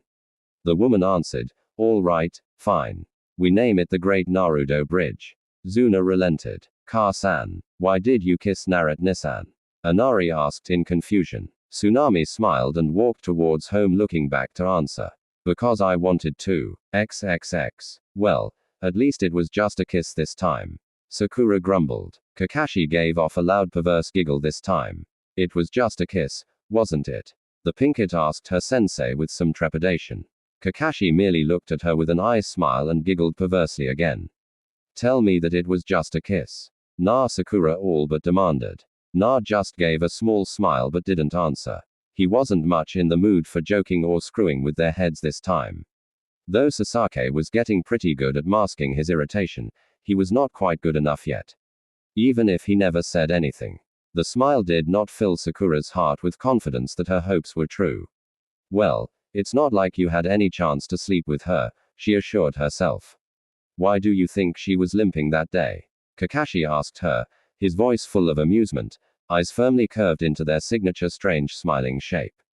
Sakura's face went blank as she remembered the story about slipping and hitting the door frame. Now that she thought about it, she couldn't remember hearing any kind of loud smacking sound which that kind of thing would have made. Damn it, Na, can we not go on one mission with you without you sleeping with someone? The Pinkett raged. The perverted giggles of their sensei echoed through the forest. Na was tired. Not so much tired in body, but just tired of dealing with all the thoughts going through his head. The only stroke of luck was that the debriefing was postponed to tomorrow due to a council meeting. After the long trip back, he came straight home, intending to go to sleep, even though it wasn't anywhere close to being his usual bedtime. Usually, he would have paid a visit to Ayami, but he was just too tired of everything to do it now. He'd go visit her tomorrow. Welcome home, Na. He had certainly not expected to see Xana when he arrived. Don't get him wrong. He was always happy to see her, especially as it had been a while since she had come around. But he didn't feel like he was in any shape to be having a decent conversation with her. The demonist was sometimes refreshingly blunt and straightforward, but she could also be maddeningly inscrutable and difficult to figure out. He was really not in the mood to play mind games with her. He was still not really over the whole incident with Tsunami and had been hoping that he would have some time for it all to settle before Xana came around. She was dressed in her usual red silk yukata that exposed her dusky legs and cleavage, giving tempting glimpses of what was hidden beneath. The whole thing was even more tempting because he knew that she never wore any underwear beneath it. Hi, Xana, have you been waiting for me? Na asked curiously, as this was the first time that she had greeted him after a mission. You could say that. Come with me. The demonist beckoned him, which made him curious. She was acting rather oddly. She led him towards the table in the living room where he usually ate whenever he bothered to cook something for himself. On that table sat a large bowl of ramen. Very good ramen if the smell wafting from it was any indication. He didn't eat the stuff often as it was quite unhealthy, but it was his favorite food stemming from the fact that the dish was connected to the first act of human kindness he could remember in his life. He looked at the red-haired demoness in shock. Did you make me ramen? There was a vast amount of incredulity in his tone. She had never done anything of the sort before. Aside from the kindness she had shown him during his childhood, she had at most given him only some advice or hints as to how he could do something himself. Yes, it was the least I could do considering the fact that I led you into a situation that had you falling in love and then being forced to make a choice. But I didn't. How did Na was unable to even finish a sentence in his shock, not knowing whether he should deny falling in love or ask how she knew about it. There is no point in trying to deny it, especially to yourself. You did fall in love with that Tsunami woman in the short time that you knew her. Xana cut him off. As for how I knew, well, just because I am out of that seal doesn't mean that we are not still connected by it. The will of the death god is not going to be undone by the decision of a mortal. She said this while tapping his stomach, causing the seal to appear again after years of being invisible. How are we still connected by the seal? Na asked curiously, setting aside the more discomforting issues for now. While I was still your prisoner, you had many privileges over me. One of these being the ability to read my thoughts had you known how to do it. Now that the seal is open, that link goes both ways. Though of the two of us, I am the only one who knows how to use it. She explained to him with just a faint hint of smug pride in her voice, while Na just looked at her in shock, having never imagined that she could just read his mind at will.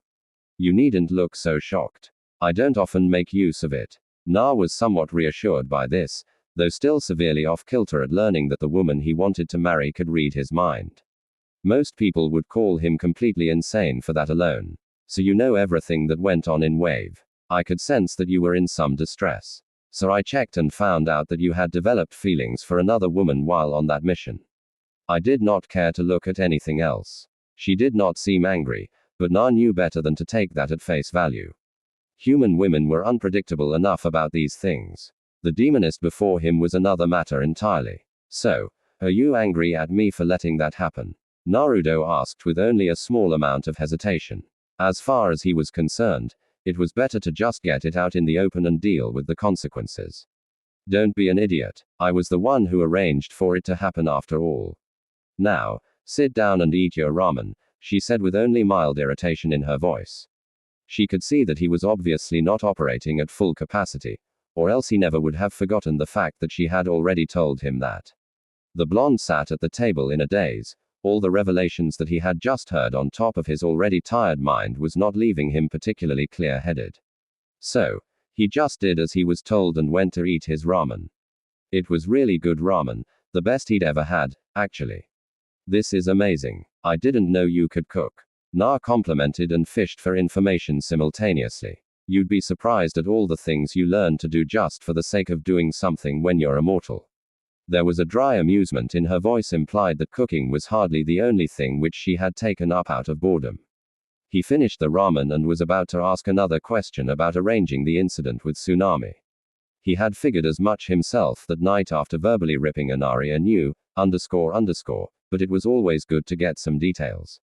His question, however, never left his mouth as she grabbed his hand and led him into the bathroom. The bathtub was full of water and obviously prepared for him. In short order, they were both lounging in the hot water with Naro unable to hold back a happy groan as he felt the relaxing embrace of the water. Xana settled onto him, using him as a backrest, and he eagerly wrapped his arms around her. Moments like these were precious, and the combination of hot water and having her so close was leaving him extraordinarily mellow. So you knew what was going to happen in Wave? Na asked finally. No, but I knew something like that was bound to happen eventually. You may not have noticed it, but in your pursuit of me, you have developed a strength of both body and character that many women will find attractive. It was inevitable that eventually you would come across a woman that you could spend the rest of your mortal life with if you allowed yourself to. Xana explained, so you told me to continue sleeping with other women to make sure it happened as soon as possible. Na concluded. Exactly. I must say I am rather impressed that you figured that out. The demonist complimented. She very much wanted him to stay hers, but it was best to get this kind of thing out of the way as soon as possible. She would have been quite upset with him if he decided that she wasn't worth the effort, but not surprised. But what was the purpose of it all? Why even engineer that situation when I would never have abandoned you for another woman? Na couldn't prevent himself from being at least somewhat upset by her actions. His heart protested the decision to leave Tsunami despite it being the only thing he could have done. It would have protested abandoning Xana even more. Emotions were such messy things. If possible, his feelings would have urged him to keep them both, no matter how impossible that was. Xana just gave a sigh at having to explain this. It's not that she didn't understand his confusion really. She was just not fond of being questioned and explaining herself. You saw how easily you developed feelings for that woman and felt the temptation to stay with her. You have no idea what an oddity you are. You were presented with two roads in life at that point and you chose the harder one knowingly, perhaps an impossible one. That is simply not normal for humans or anyone for that matter. Just about everyone will always choose the path of least resistance. And yet, you chose the harshest of roads for a tiny chance at achieving something that you promised as a 10-year-old instead of the easy path that would have made you happy right away. Na was quiet for several moments as he digested that. If he understood correctly, then Xana had more or less expected him to give up on his desire to marry her once he realized how hard it would be. When that hadn't happened, she had engineered a situation where he would be presented with an alternative choice, an easier choice. When he had turned away from that as well, she had apparently been quite surprised despite showing only minimal signs of it. What she had done today, making him ramen and this extraordinarily relaxing bath, was her way of apologizing for causing him heartache. She wasn't sorry for doing it, but she did apparently feel at least a bit bad about hurting him with it. There are rocks on every road. It's all just a matter of kicking 'em aside. He answered her softly but firmly. The road you've chosen has mountains on it. Na was her dry response to his moment of philosophy. A mountain is just a big rock anyway. If I can't kick it aside, I'll climb over it. Naruto retorted, now smiling. What a monstrous will you have. If you're not careful, you may end up becoming Hokage by accident. Xana teased, but was genuinely impressed by his determination. It wasn't every day that you encountered someone so incredibly stubborn and end up like that old buzzard doing paperwork behind his desk all day. No thanks, though. I wonder why he doesn't just use shadow clones to do his paperwork. Na retorted. Not to mention, I would probably murder the council in a fit of rage when they eventually annoyed me enough. So, you've never considered becoming Hokage? The demonist asked in genuine curiosity. They had never spoken of it, but she thought that he would have at least considered it. I've considered it once or twice, but I've set my sights much higher than that, and even if I hadn't, I'm more of a fighter than a leader. Na answered, besides, I'm not really loyal to the village. The only loyalty I have is for you and I army.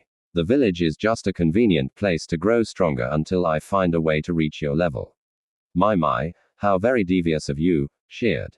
It's pretty hard to be loyal to a village that did its best to kill me when I was a child. You were the only reason I survived. He responded warmly, his heart rate jumping at the purr in her voice. As soon as he was done speaking, he leaned close to her and gave her earlobe a lick, which made her turn around and kiss him, which swiftly turned into a battle of tongues. Xana decided to cheat and poked him in the side, making him twitch as he was somewhat ticklish there. Once Naruto was distracted by the poke, he swiftly lost, and the demonist wasted no time in pushing her tongue into his mouth, running it over the sharp teeth that she had given him without fear of injury. Na once more lamented that Xana had created a human body for herself that wasn't ticklish. Their kiss ended soon after and they got out of the cooling water. After they dried up, Xana led Na to his bed, knowing that he was still tired and that some sleep would leave him feeling much better. As Naruto settled into bed with Xana laying her head on his chest, he thought about everything that had happened recently. The whole thing with Tsunami had left his heart somewhat mauled, but if given the choice, he would go through it again. He felt that Xana was now more certain of his conviction, and that was something that he needed if he wanted to win her over. Power alone wouldn't be enough, at least not as far as he was concerned. He also needed to impress her as a person if she was ever going to love him the way that he loved her. XXXXXXXXXX Xana was awoken by the feel of lips kissing her neck and smiled slightly but pretended that she was still sleeping. They were currently both lying on their side with Naruto spooning her. It was still very early in the morning before dawn even and she had no intention of getting up yet. A large hand gently grasped her and began to knead it, making her give an appreciative hum at the attention. Her nether lips moistened as she felt his already hard member press against her posterior. A choked-off scream escaped her throat when he suddenly pushed her onto her stomach and thrust inside of her. She grinned to herself. That had been unexpected. He had never been so forceful with her before, and she liked it. He lifted her up onto her knees and continued pushing himself inside her from behind with slow, deep thrusts. Her enjoyment of the steady pace was interrupted when he lifted her backwards so that she was sitting in his lap with her legs spread widely, still impaled on his member. She would have protested the new position as it didn't allow him to penetrate as deeply as before. But his voice in her ear interrupted her. This is a new idea I've wanted to try for a while now. Let's see how you like it. His voice was a deep, lusty growl that left her eager to see what he had come up with. His unpredictable nature all but assured her that it was going to be interesting. His left had moved to her and his right went between her legs. At first, nothing special appeared to be happening before the demonist suddenly felt a constant and powerful stimulation being focused on the cluster of sensitive nerves just above her opening with the same thing happening to her left. Soon after, she was quickly left panting as he began to thrust inside of her again, all the while keeping up whatever he was doing with his chakra to create this kind of stimulation. Her legs began to draw together automatically in response to the pleasure. But he surprised her again when he created chains to hold her legs open. In normal, she could have broken the chains, but he had strengthened them considerably since he first managed to create the chains, and she was in no position to bring her full strength to bear on them. Her hands went to her and helped stimulate them. She was panting rapidly and her skin gleamed with sweat as she shuddered with anticipation of her coming orgasm. Just as she was achingly close, however, he suddenly stopped and left her trying to catch her breath at the very edge of an orgasm. Don't you dare stop, she managed to pant out in a growl, angry that she had been denied her climax at the very end. His left hand moved over to her right in response and resumed stimulating it, his right hand doing the same to her. Before long, she was back to panting, but this time, the build-up of pressure was slower as Naruto apparently figured out how to regulate his chakra just right to draw things out. When she finally reached her orgasm, the sound that escaped her throat was something between a scream and an inhuman roar. Nothing else existed except for the pleasure surging through her body, especially as he hadn't stopped manipulating her most sensitive pleasure zone with his chakra, prolonging her orgasm. Her legs would have clamped together instinctively, but the chains kept them spread wide. When she came back to her senses, she realized several things. She was on her knees again, unchained, with Na still very hard inside of her, and her release had been explosive enough that both she and Naruto were soaked in the juices she had released, not to mention the bed. She also became aware of the fact that she didn't feel the liquid warmth inside of her that would indicate that he had climaxed with her. The few men and women that she had deigned to sleep with before had been nothing but playthings used to scratch an itch, and doing a poor job of it too. Na, however, had somehow learned to play her body like an instrument, had made her scream out her pleasure and surrender control to him completely, which had never happened before in her life. When she had told him to learn about and practice, she'd never imagined that he would be capable of something like this. She was still panting when he started thrusting inside of her again, making her give out low moans as her hypersensitive entrance was penetrated again. Then he did something that made her eyes fly wide open in shock. Na had seen that they were both covered in her glistening release, which included the small ring of her anal entrance. He didn't have much experience with anal, his size usually preventing such a thing due to the pain it would cause. The only one who had wanted to try anal with him had been the S&M oriented Co, but according to what he had been told, there were strong erogenous zones inside the anus. Seeing as it was already lubricated, Naruto pushed his middle finger inside, knowing that trying to penetrate her backdoor his would be a bad idea. What the hell are you doing? Zana demanded, still panting heavily. She'd never done something like that before, and she hadn't expected Naruto to do it either. Instead of answering, the blonde began thrust harder and moved his finger inside of her anus, looking for a sensitive nerve bundles. When he found something that he thought might be his target, he began pressing his finger against it, swirling his chakra around it chocolately.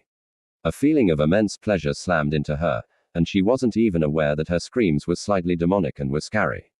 The early rises outside of Naruto's apartment. Her second orgasm hit her with the force of a sledgehammer, and this time she clearly felt Naruto shooting thick ropes of his seed inside of her barren womb, making her climax all the more intense. She felt his finger being withdrawn, and he collapsed on top of her, his teeth sinking lightly into the flesh between her neck and shoulder, making her shiver at the sensation. Both were panting heavily and ready to take a short nap as their bodies relaxed. They were slick with sweat, dripping from her explosive first orgasm and absolutely reeking of, but the only thing they could be bothered to do was move to the other side of the bed, which was at least somewhat cleaner. Na made sure not to pull out of her, as they both liked to stay that way after they had. He couldn't help but let a proud and self-satisfied grin split his face as he spooned up to her, gently nibbling at her skin with his teeth. Zana simply lay there, legs still giving the occasional shudder, and enjoyed the aftermath as her body cooled down and her lover teased her skin with soft bites. So explain to me again why you'd want me to do this with other women. Na asked lazily. He had been trying to find a way to ask this question for a while now, and right now she seemed as mellow as she would ever be. To be blunt, because I consider the rest of you humans as barely above something to play with, and it makes a good learning experience for you. She retorted, completely lacking any empathy for any human aside from him.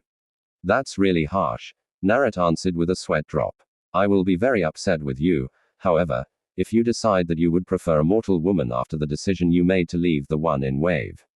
As far as I am concerned, you burned all your bridges with that decision. The demonist said pleasantly, but the menace was clear in her voice. Na was not overly bothered by her tone. It was hardly the first time she'd used it on him after all. You say that, but you still want me to sleep with other women. You never know when I might get bored and decide to add someone new to play with. Na needed a few moments to process that sentence before he could respond. Looks to me like I was perfectly capable of satisfying you just now.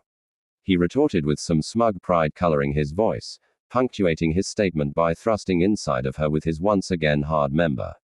He had just pushed fully inside of her when her inner walls unexpectedly clamped down on him so tightly that he honestly didn't think he could pull out if he wanted to. A blazing heat suddenly enveloped him and she began moving her pelvis just slightly, but it seemed as if her insides were squeezing and stroking him all by themselves. It was the most maddeningly wonderful sensation that he had ever felt, and it left him groaning in pleasure, unable to even think about how in the hell she was doing this. Just when he thought that it couldn't possibly get any better, or perhaps worse, her hand went down to his testicle sac and started to gently fondle it. Immediately, he felt the same burning sensation there that he was feeling on his rod and felt the pressure of a coming orgasm. But unlike before, it was so intense that it actually hurt. In no time at all, He was releasing inside of her again, but in volumes that he'd never imagined were even possible. She was still clenched around him just as tightly as before and forcefully draining every last drop out of him. When it was over, Na was left a gasping mess, struggling to even stay conscious. You aren't the only one who knows a few tricks. The red-haired demonist purred. What was that? Na managed to gasp out. Just a little something I learned to do. Xana answered howily. You should be proud of yourself. The last man I used that on died. What a way to go, the blonde murmured sleepily and quickly lost his battle against unconsciousness, making the demonist grin. It had been a very long time since she had been able to enjoy her life like this. Despite knowing Naruto for all of his life, he had still surprised her a lot when he had decided to walk away from a woman that he could have been happy with, a woman that would have asked nothing of him. In all of her centuries-long existence, she had never encountered a man that was so single-mindedly focused on something quite like this. Oh, there had certainly been people with an obsessive fixation on something, but these were usually madmen with a lust for power. Naruto cared for power only as a means to an end. It was rather odd to see actually someone so determined to become the most powerful man to have ever lived. And yet there was not a hint of the corruption that such power usually brings because he was doing it to win her over. If she had told him that she would only marry him if he turned a mountain to rubble with a toothpick, then she knew that he'd go do that with the same intensity as he trained. It was quite flattering to have such devotion focused on her, and she couldn't deny that she found his intensity and force so attractive. Despite her initial reluctance to get attached to a mortal, he was wearing down her resistance with the same bull-headed determination that had driven him for many years now. She didn't expect him to ever live up to his promise, though. Humans simply weren't capable of reaching her level of power. Not in any way that she could think of, and thought of it she had. But that was all right. She wasn't going to marry him, as her pride would not allow her to marry someone who was not her equal. But she would enjoy the fire that burned in his soul just for her. She had been furious beyond all reason when the Yandere had first sealed her and would have taken out her anger on Naruto had they met when she was in such a state. Fortunately, the years between her sealing and meeting Naruto for the first time had dulled that anger considerably. He had been such a cute little thing when he had first blundered into the seal, blue eyes wide and curious. With her anger cooled, she had been unable to muster any hostility towards the tiny golden-haired child that was staring at her with completely innocent blue eyes. When she had first started to comfort him when his sleep was plagued by nightmares, she hadn't expected that he would latch onto her key so tightly. But in hindsight, it should have been obvious. She had been the only good thing in his life, and therefore immediately became the most important thing in his life. Na had turned out to be a bright spark in an existence that had become grey and dreary long ago. If she was capable of such a thing, then she would have been sorely tempted to make him immortal just so that she could keep him around longer. Though the more she thought of it, the more distasteful the idea was. She knew that an eternal life would change him. There was no way that it wouldn't. It would be worse to see him lose that energy that he now had than to see him die with it still burning in him. Death she could accept eventually. She had no choice in the matter. But to see him become jaded and listless would darken his memory, and the memory of him was all that she would have once he died.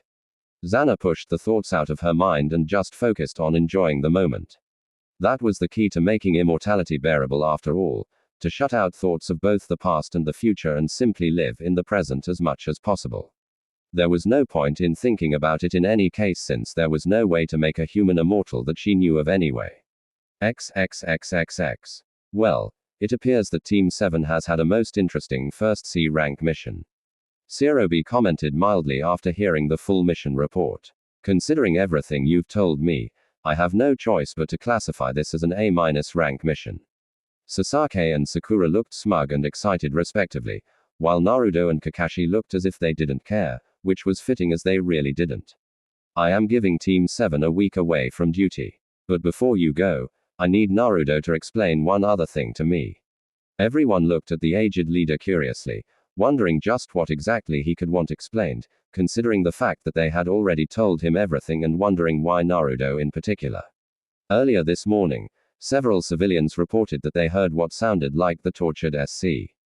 Reams of a woman coming from your apartment, Nasuti said with a clear demand for an explanation. Kakashi automatically I smiled at hearing this while his younger two students looked both resigned and annoyed. Well, you see, Hokage-sama, I had a new technique that I needed to test out. So, I chained the woman in question to my bed and began to apply it. She seems to have found the technique to be quite powerful and began screaming like a demon almost as soon as I started using it on her. Na explained with a completely straight face, struggling mightily to suppress his laughter. Kakashi began snickering at the explanation and at the Sandame's horrified look. He knew that Na would never touch an unwilling woman and was being deliberately misleading with the way he'd explained. Idiot, don't say it like that. It's bad enough that you've slept with the client on nearly every mission we've ever had. I don't want people thinking that my teammate is a rapist, too. Sakura shrieked hysterically. Stop screwing around and just tell the truth, Na. Sasaki ground out through clenched teeth, an eyebrow twitching madly. Everything I've said is true. Na insisted. Na, are you telling me that you've raped a woman just this morning and then used her as a target to test a Nunin jutsu? The Sandame's horrified whisper floated through the air. Surby felt like he was having a heart attack and felt his world crumble. He had tried for years to befriend Naruto and failed. If the boy had turned out to be a monster that would abuse women like that, he would never forgive himself. Manado had been one of the kindest and most gentle men he had ever known, at least outside of a mission. And to have the man's son become an abomination like Orochimaru would be too much to bear. I don't recall mentioning anything about rape or enjutsu. Na deadpanned. Surby sighed as he realized what exactly had just happened. Someone had obviously heard Na engaging in something very loud and reported it. And now the blonde had used the situation to screw with him. He hadn't even been aware that Na was active. As he calmed down a bit, Surby cottoned onto something that Sakura said, which he had overlooked before. What do you mean? Naruto has slept with nearly every client. Kakashi couldn't help but give a perverted giggle at the memory of his student's experience with Danks. The Junin had no doubt that Naruto was the only genin who had ever enjoyed his D ranks. Well, Hokage-sama, apparently Naruto is rather popular among the ladies. Kakashi explained with much amusement in his voice, but they're not supposed to do that. The ninja corps is not an escort service. Saratobi protested weakly. Suddenly realizing why Naruto had been the only one to receive such praise on his missions, not to mention the sometimes strange wording of it. I assure you, Hokage-sama, they had other duties for my cute students, Kakashi assured his leader. That's not really the point, Surby replied with a sweat drop beating on his forehead. Don't worry about it, Hokage-sama. It was all for the best. After all, if not for that, I may have lost control of my beastly urges and kidnapped a woman off the street. Na said blandly. Saratobi winced at the words, knowing that they were a rebuke for jumping to conclusions about Na being a rapist earlier. He sighed heavily and dismissed the team. Not long after, Sasaki and Sakura had gone their separate ways after Sasaki had once again refused her invitation for a date. Kakashi was also just about to head home when Naruto spoke to him. I need your help on a few things, Kakashi-sensei. What kind of things? Well, I need you to point me at someone that I could spar with on a regular basis, and I also need to talk to a genjutsu specialist. Na explained. The sparring partner, I understand, and I even have someone in mind. But why the genjutsu specialist? I thought you couldn't use genjutsu. Kakashi asked curiously. Well, aside from learning how to get out of genjutsu, it's also because of something to do with my Fujinjutsu research. Kakashi raised an eyebrow in interest at hearing that, but decided not to pry. His own knowledge of Fujutsu was rather haphazard, but he knew that the art required the user to know all sorts of things about chakra. Well, if you want a sparring partner, then you'll want to find Team Guy. The Junin sensei made a Guy as a taijutsu specialist and Sir is one of his students. He actually has the opposite problem of you as he doesn't produce enough chakra to use enjutsu or genjutsu. As for a genjutsu specialist, you'll want to talk to the Junin sensei of Team 8 Yui Karani. Kakashi advised. That's perfect. Thanks, Kakashi sensei. I wonder if he'll end up sleeping with Kurinai, too. Kakashi wondered with a perverted giggle once Naruto left. Asuma would probably be pissed about that. XXXXXX. Several days later, Naruto was approaching the training ground of Team 8 who had just arrived home from a mission 2 days ago. Since Team 7 had come back to the village, Naruto had been working on several projects such as his wind and water TR. Anning. He had discovered that training his water affinity was going better than wind, which was fine with him as he was more interested in water anyway. Wind was fairly one-dimensional as it was heavy on offense and had very little other uses. Water, however, was far more versatile and had all sorts of esoteric uses. Not to mention that he found it easier to control water nature chakra for some reason. His greatest interest, however, was in Fujutsu. It was a complex and demanding art requiring knowledge of all sorts of oddball things that most shinobi never even thought of. But in exchange for its difficulty of learning, it was also without a doubt the most powerful of the shinobi arts. A skilled fu and jutsu user could do practically anything if he knew how. He had hit a roadblock when he hadn't been able to find enough information on yin and yang nature chakra. He knew that chakra was a mixture of physical and spiritual energy, but yin and yang release were highly specialized and refined versions of this concept. He was actually gambling on the idea that a genjutsu specialist would have some information on yin release at least. He had already met with the eccentric Jun and Sensei made a guy and arranged for frequent sparring matches with the equally eccentric Rock Lee. It had been surprisingly easy to get him to agree to it. The two of them were always glad to help a fellow Leaf shinobi. And once they heard of his troubles with Enjutsu, they had started shouting about how youthful he was for working hard to overcome his weakness and antistically invited him to join them in the daily exercises. They were weird and creepy as hell with their eyebrows, spandex, bowl cuts, and sunset genjutsu. But he could definitely respect the determination. They had been confused when he told them that he had an alternative to training weights, but hadn't made a fuss over it. The only real downside to them was their teammate Hyuga Neji. The guy was an __ of the highest order, always making remarks about losers sticking together and claiming that fate would not let them excel as shinobi. Naruto made a note to beat the crap out of that guy. One day, he had vaguely known Lee, Tenten, and Nei from the previous year of the academy, but he didn't recall Neji being that irritating. Kurani was definitely a beautiful and exotic woman with her red eyes and untamed black hair. Her strange bandaged dress was also quite an interesting outfit. The Junin in question noticed his approach and was puzzled. She knew that he was Kakashi's student, making her wonder why he was approaching their team. Her genin had also noticed him and had various reactions to the tall blonde's presence. Hinata was blushing madly because he was effectively topless, covered only by the long black coat which he kept open at all times. She wished that she could be as bold as him, but she was too embarrassed to even take off her oversized coat because of her developing. Shino had no obvious reaction, but his insects were reacting excitedly at the approach of Naruto's powerful chakra. Shino had never been quite sure what to make of his former classmate. The chakra that his kicker could sense was absolutely gigantic, and yet he was supposed to be the dead last. Ka didn't really know what to think of Na. On the one hand, he was the dead last, but on the other, Akamaru was telling him that the blonde was dangerous. He didn't really think that Naruto was all that dangerous, but he did remember that the blonde never lost a spar in the academy. Yusan, you have been pointed out to me as a genjutsu specialist. There is something I need to discuss with you, Na stated once he was close enough. He could be polite and use honorifics when he needed to, though it irritated him. Forgive me if I'm wrong, Uzumaki-san, but you don't seem like a genjutsu user. Kurani returned. She knew perfectly well that he had far too much chakra and too little control for genjutsu. I'm not, but I still need the help of someone with a strong grasp of the art. How about we discuss this over lunch? Na offered. Kurani raised an eyebrow at the lunch invitation, ignoring the surprise on the faces of her genin. She'd heard some rumors about this student of Kakashi. She found it hard to believe the rumors that said he'd slept with half the women in the village, but she still found that lunch invitation suspicious. There was no denying that he was attractive, but she had no intention of being any man's latest conquest. I'm afraid I can't accept your invitation. San Matam and I already have plans to go for lunch. They're welcome to join us if they wish. What I wish to discuss with you is nothing secret. I will pay for all of them.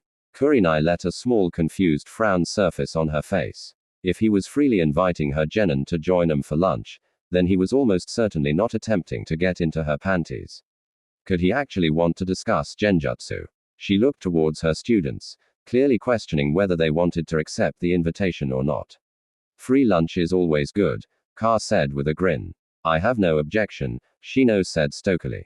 Hinata just nodded, still embarrassed. XXXXXXXXXXXXXXXXX. Naruto led them towards Ikiakas, which had over the years expanded to serve more than just ramen. Tuki had taken all of their orders already, and they were now waiting for their food to arrive. So, Uzumaki-san, you said you wanted to discuss something about genjutsu. Kurani began. Just narrate, please. And yes, I had several things I wanted to discuss with you.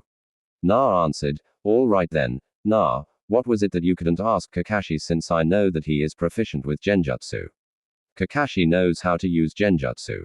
Yes, but I needed someone with a much better grasp of it. I'm studying Fujutsu, you see, and I'm making an educated guess that a genjutsu specialist could help me with a problem I'm having. Aside from that, I would also like to learn how to get out of genjutsu from you. Na explained. Kurani was very surprised to hear this. Fujutsu users were extremely rare. She only knew a few Fujutsu techniques and had struggled hard to learn them. What are you working on that you would need a genjutsu specialist to help you? Her and I asked, intrigued. I've recently been researching the specifics of yin and yang chakra, but I've hit a bit of a roadblock in regards to that. I'm working under the assumption that genjutsu uses mostly the spiritual aspect of chakra. Am I right about that? Na explained, yes, genjutsu uses very little of the physical component of chakra. Kurani answered, I must say that I am very surprised you even know about yin and yang chakra. Very few jun even know about that. Fanjutsu makes you learn all sorts of strange things, Naruto said as an explanation. Well, anyway, I've been attempting to create a seal that would allow me to store some yin chakra. Since the yin aspect is formed without substance, I am assuming that genjutsu powered by yin chakra alone would be at their most powerful. Eventually, I hope to create a method to harness the refined yin and yang chakras instead of the watered down versions that most shinobi use today.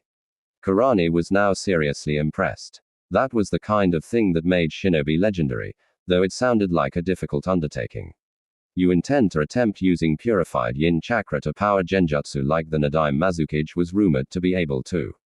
She asked. I didn't know that bit about the Nadaime Mazukage, but no, I'm afraid that I'm not much of a genjutsu user, though I am interested in seeing the effect of yin chakra genjutsu. I'm theorizing that the physical component present in the genjutsu that shinobi use is making it easier to dispel.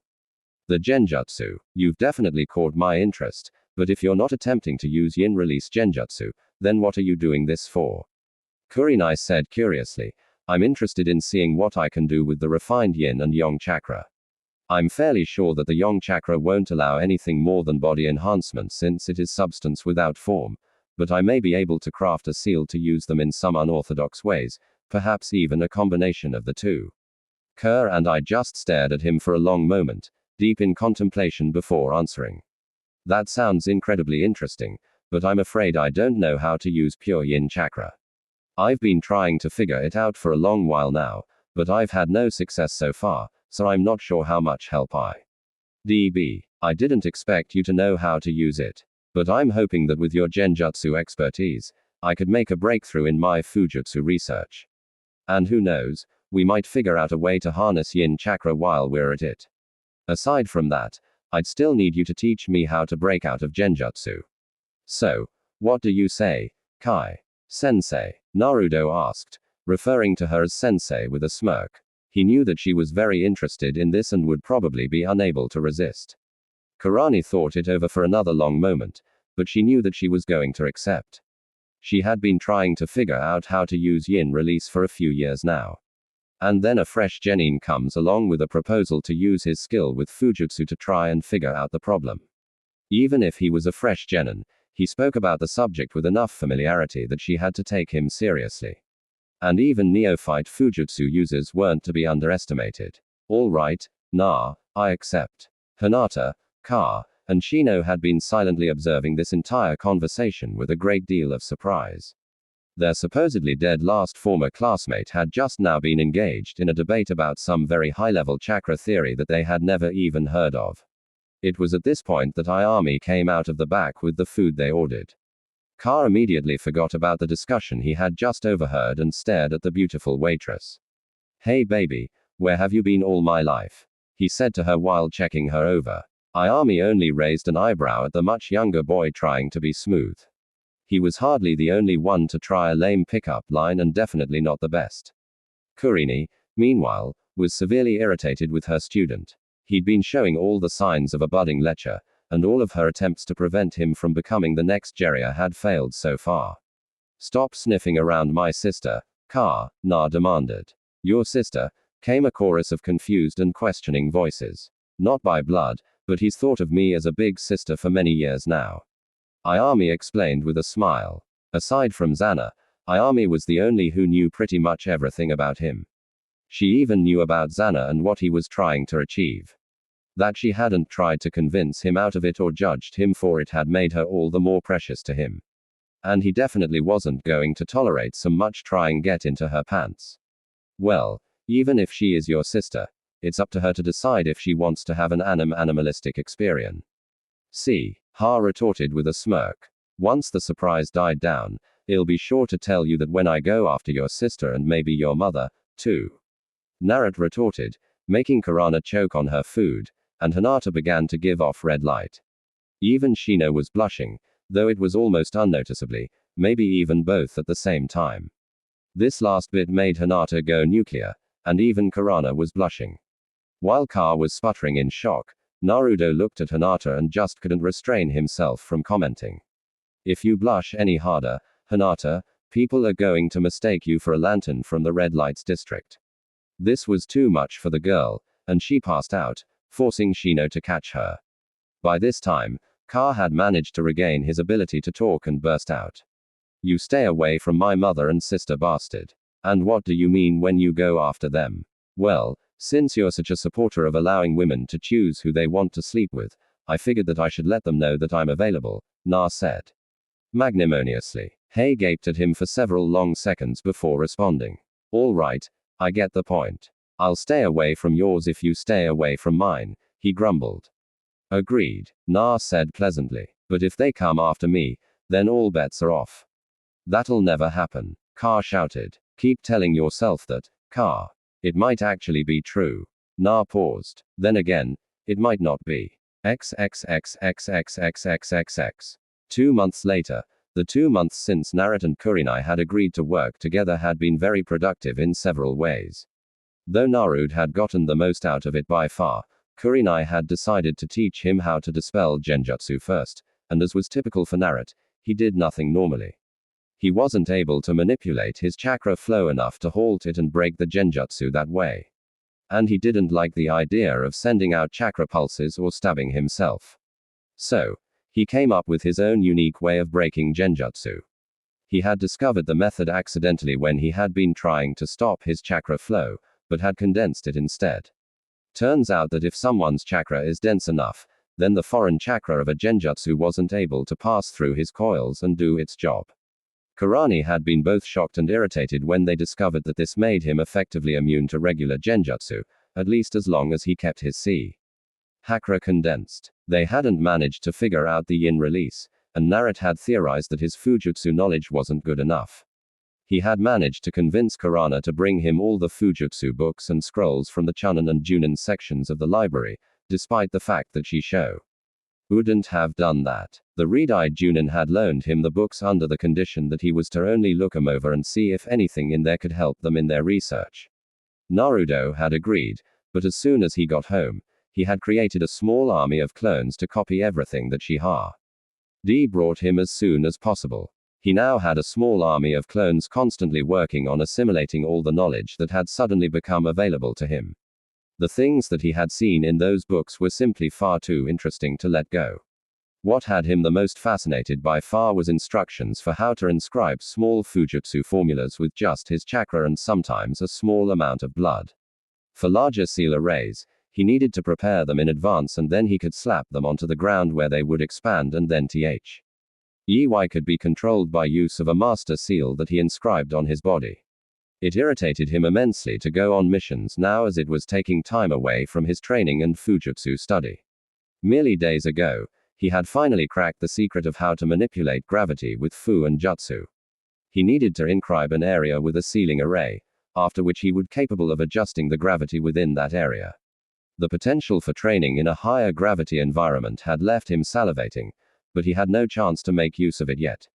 He had even found a way around his problem with Enjutsu. Na was now capable of inscribing a ceiling array that would mold the chakra for whichever Enjutsu he wished, as if he were making hand seals as long as he knew it well enough.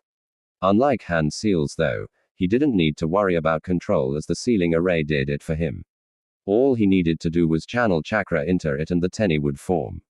This was certainly interesting, but he had long since lost interest in regular Enjutsu. He hadn't stopped working on elemental manipulation either, and he was now greatly intrigued by the possible applications of water-natured chakra. He determined that the flowing nature of water combined with his highly dense chakra allowed him a degree of control over water that mere hand seals didn't allow. He still didn't have any techniques, but he was working on a few things that held a lot of promise if he could get them to work. All of this work and the near constant stream of memories from his shadow clones had unfortunately left him operating under a constant mid-level headache. Naruto was sure that if it wasn't for his healing factor, his brain would start leaking out of his ears. This had been confirmed when he had knocked himself out once during a D rank mission and his team had been forced to carry him to the hospital.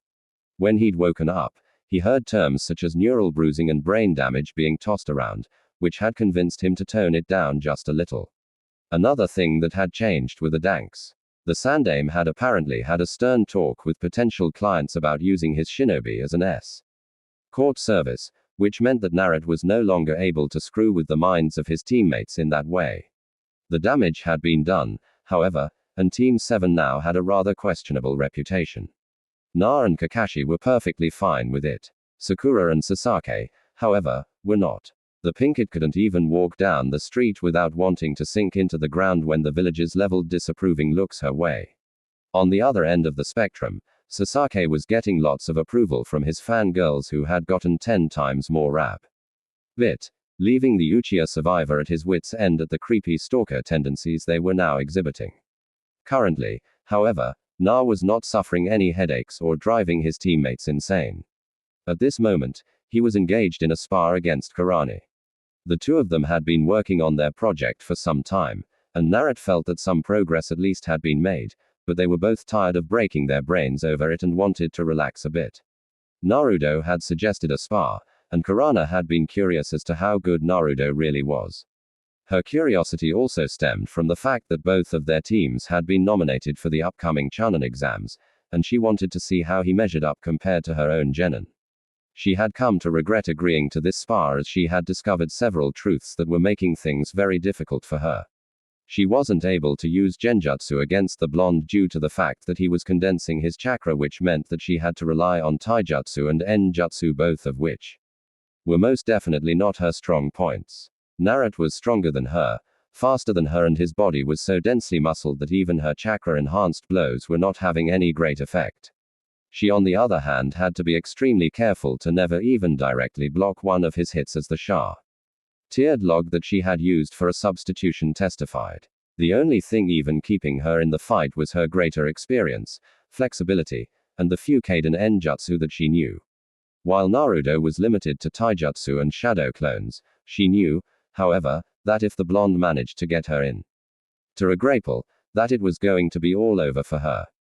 Kurenai was already panting and feeling the drain from using her much neglected Enjutsu. While Naruto had a wide and excited fang grin on his face, not tired in the slightest, he looked a bit singed from a close call with a fireball not long back. But she could see the burn healing even now, leaving him in perfect health. He had discarded his coat and was facing her barricade, which was somewhat distracting. Na could have ended the fight long ago if he had used his chains, but he was still trying to keep that secret. Even though he figured it was only a matter of time before Sakura blabbed about it. Deciding to finish it, he made several clones and then rushed at the red-eyed woman, making her wary of what he might be planning. The clones were only moderately difficult to dispatch because of their 1H hit limit, and soon she was left facing only one Na.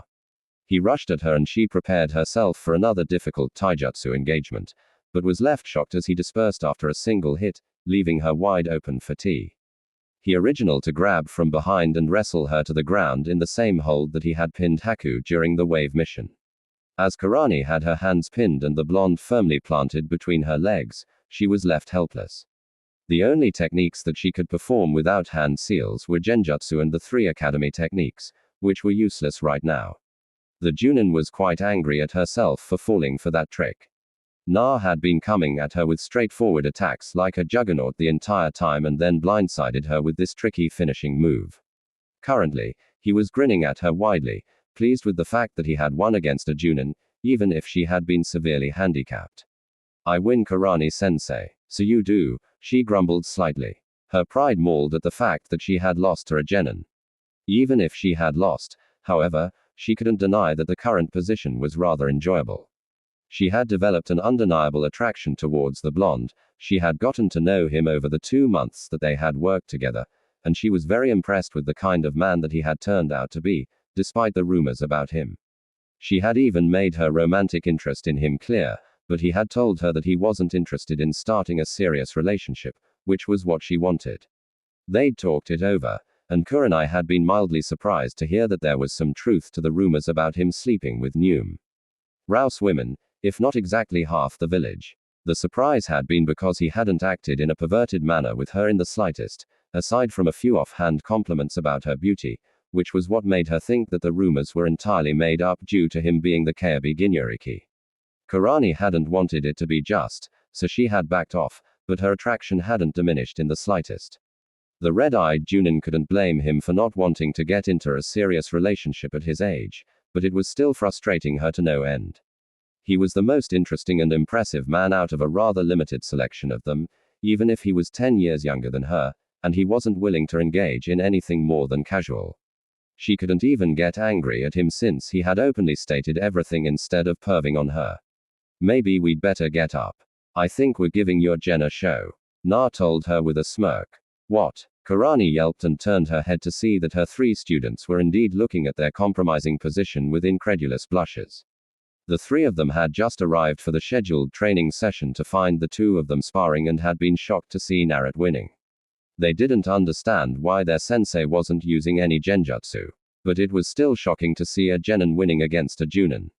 Even more shocking had been to see the blonde tackle their sensei into a rather intimate position and then have a short conversation with her like that as if it was no big deal. They quickly got on their feet, Kur and I blushing heavily at being seen like that and Naruto just smirking, not embarrassed in the slightest. Well, Kurenai-sensei, we'll continue our research after the Chunin exams. I hope to see your team participating. After saying that, Naruto left, leaving Kurani alone to explain her embarrassing position to her students. XXXXXX. The reason that Kakashi nominated his students for the Chunin exam. Team 7 was waiting for their perpetually tardy sensei to arrive on their training ground. Naruto was nursing a splitting headache caused by too many close dispersals which had flooded his poor abused brain with complex Fujitsu arrays and formulas. The fact that he hadn't even gone to sleep last night was not helping his headache. In spite of this, however, he was excitedly scrawling seals on a large scroll. The reason he hadn't gone to sleep was because of the seal he was currently inscribing. If his research was correct, then this seal would allow him to view an alternate dimension by increasing the gravity in a small area to truly ludicrous levels and pouring a large chunk of his chakra into the seal to power it. The destabilizing effect of such a powerful gravitational force should allow him to open a rip in spacetime for a few seconds before the chakra powering the seal ran out. There were several other minor arrays included that would cause further destabilization and guarantee some kind of effect. Sasaki and Sakura were deeply freaked out by the crazed expression on the face of their teammate as he scribbled on his scroll and therefore unwilling to ask what the hell was wrong with him. Yo! Kakashi greeted as he suddenly appeared. You're late. Sakura gave her customary shriek. Sorry, I couldn't find any clean socks to wear. Kakashi told her with an eye smile. You're not wearing any socks. You never wear socks. Exactly. Ignoring his sputtering pink-haired genin in favor of looking at the somewhat unstable-looking blonde. Nah. Put that scroll away. We've got some training to do. I'm almost done. Sensei, I've got to finish this. Kakashi looked at his student with a resigned sigh. He knew that look. It was the same look that Kusha and sometimes even Manado-sensei wore. That look meant that Na wasn't going to be able to think of anything except that seal until he finished it. And he was going to ignore everything until he was done with it. Make no mistake, Kakashi was proud of his student for many reasons, but he was just as brilliant as his parents and 3 times as crazy. All right, Na, I guess we can wait for a little while for you to finish. Na rapidly finished inscribing the seal before making a clone that held well over half of his chakra and having it take the scroll a safe distance away for just in case purposes. The clone was looking rightfully nervous as many clones had met the doom because of experimental seals. Everyone was tense as they observed the clone pouring its chakra into the seal. They began to see the space around the scroll warping chalkily. Before anyone could comment or attempt to approach, the warping suddenly exploded into a twisting nether of color, some of which existed and many of which didn't. The clone was seized by tentacles that wreathed in ways that hurt their eyes to look at. A gaping maw opened with countless rows of teeth and multiple tongues that sprouted yet more mouths and drew the utterly terrified-looking clone inside. Brush Li Fon Lurukakor Wilroth Nath Gi Eyes Intusha. The voice crawled through the empty training field like maggots through a corpse, and it felt as if the very air was howling in pain from hearing the words which required a transdimensional tongue and multiple separate voice boxes to pronounce. The clone popped when it heard the voice, and the rip in space-time slammed shut, cutting off a tentacle which rapidly dissolved into nothing. Kakashi looked at his 3 students, sporting the same empty and horrified look in his eye as they were. All of them had blood steadily dripping from their ears, eyes, and nose, and their minds were already hard at work, repressing all memory of the event. I shouldn't do that again. Naruto spoke, already rationalizing that it had all been a product of his overworked and sleep-deprived brain. I was hoping that I wouldn't need to tell you not to try any reality-breaking fu and jutsu as long as you're still my genin Na, but I guess I really should have. Kakashi spoke with a hollow voice to his similarly traumatized students. I'm nominating you for the Chunin exams and you had better get promoted. I'm not going to take responsibility if you sink the world into some extradimensional abyss. Sensei, what are we going to tell the Hokage about this? Sakura asked, her voice shaking and her eyes moving from side to side in wide-eyed horror. Nothing of any interest happened here, Sakura. We were all feeling a bit under the weather and decided to cancel training for today. Kakashi spoke still with the same absolutely hollow tone. But sensei. The pink tried to protest. Nothing happened, Sakura. Kakashi insisted, voice still hollow. Why? Yes, sensei. You're right. Of course, nothing happened. Sakura agreed with a hesitant smile. Of course, their sensei was right. Silly her, being worried over nothing. It was just a normal day after all. It was too bad about the cancelled training, but other than that, it was a perfectly normal, sunny day. Maybe we could all go get something to eat together, you know, as a team. Sasaki suggested, looking as if his eyes were about to roll up into his head. He suddenly didn't want to be alone.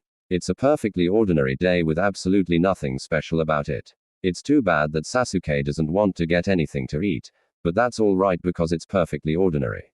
Sakura insisted to herself and walked off. The others left soon after, the memories buried under a mountain of instinctive mental blocks that the entire Yamanaka clan wouldn't be able to break through. All that remained was Naruto's intense reluctance to experiment with dimension-destabilizing Fujutsu, Sasaki, and Sakura's sudden terror of anything with tentacles, and Kakashi's intense desire to nominate his team for the Chunin exams.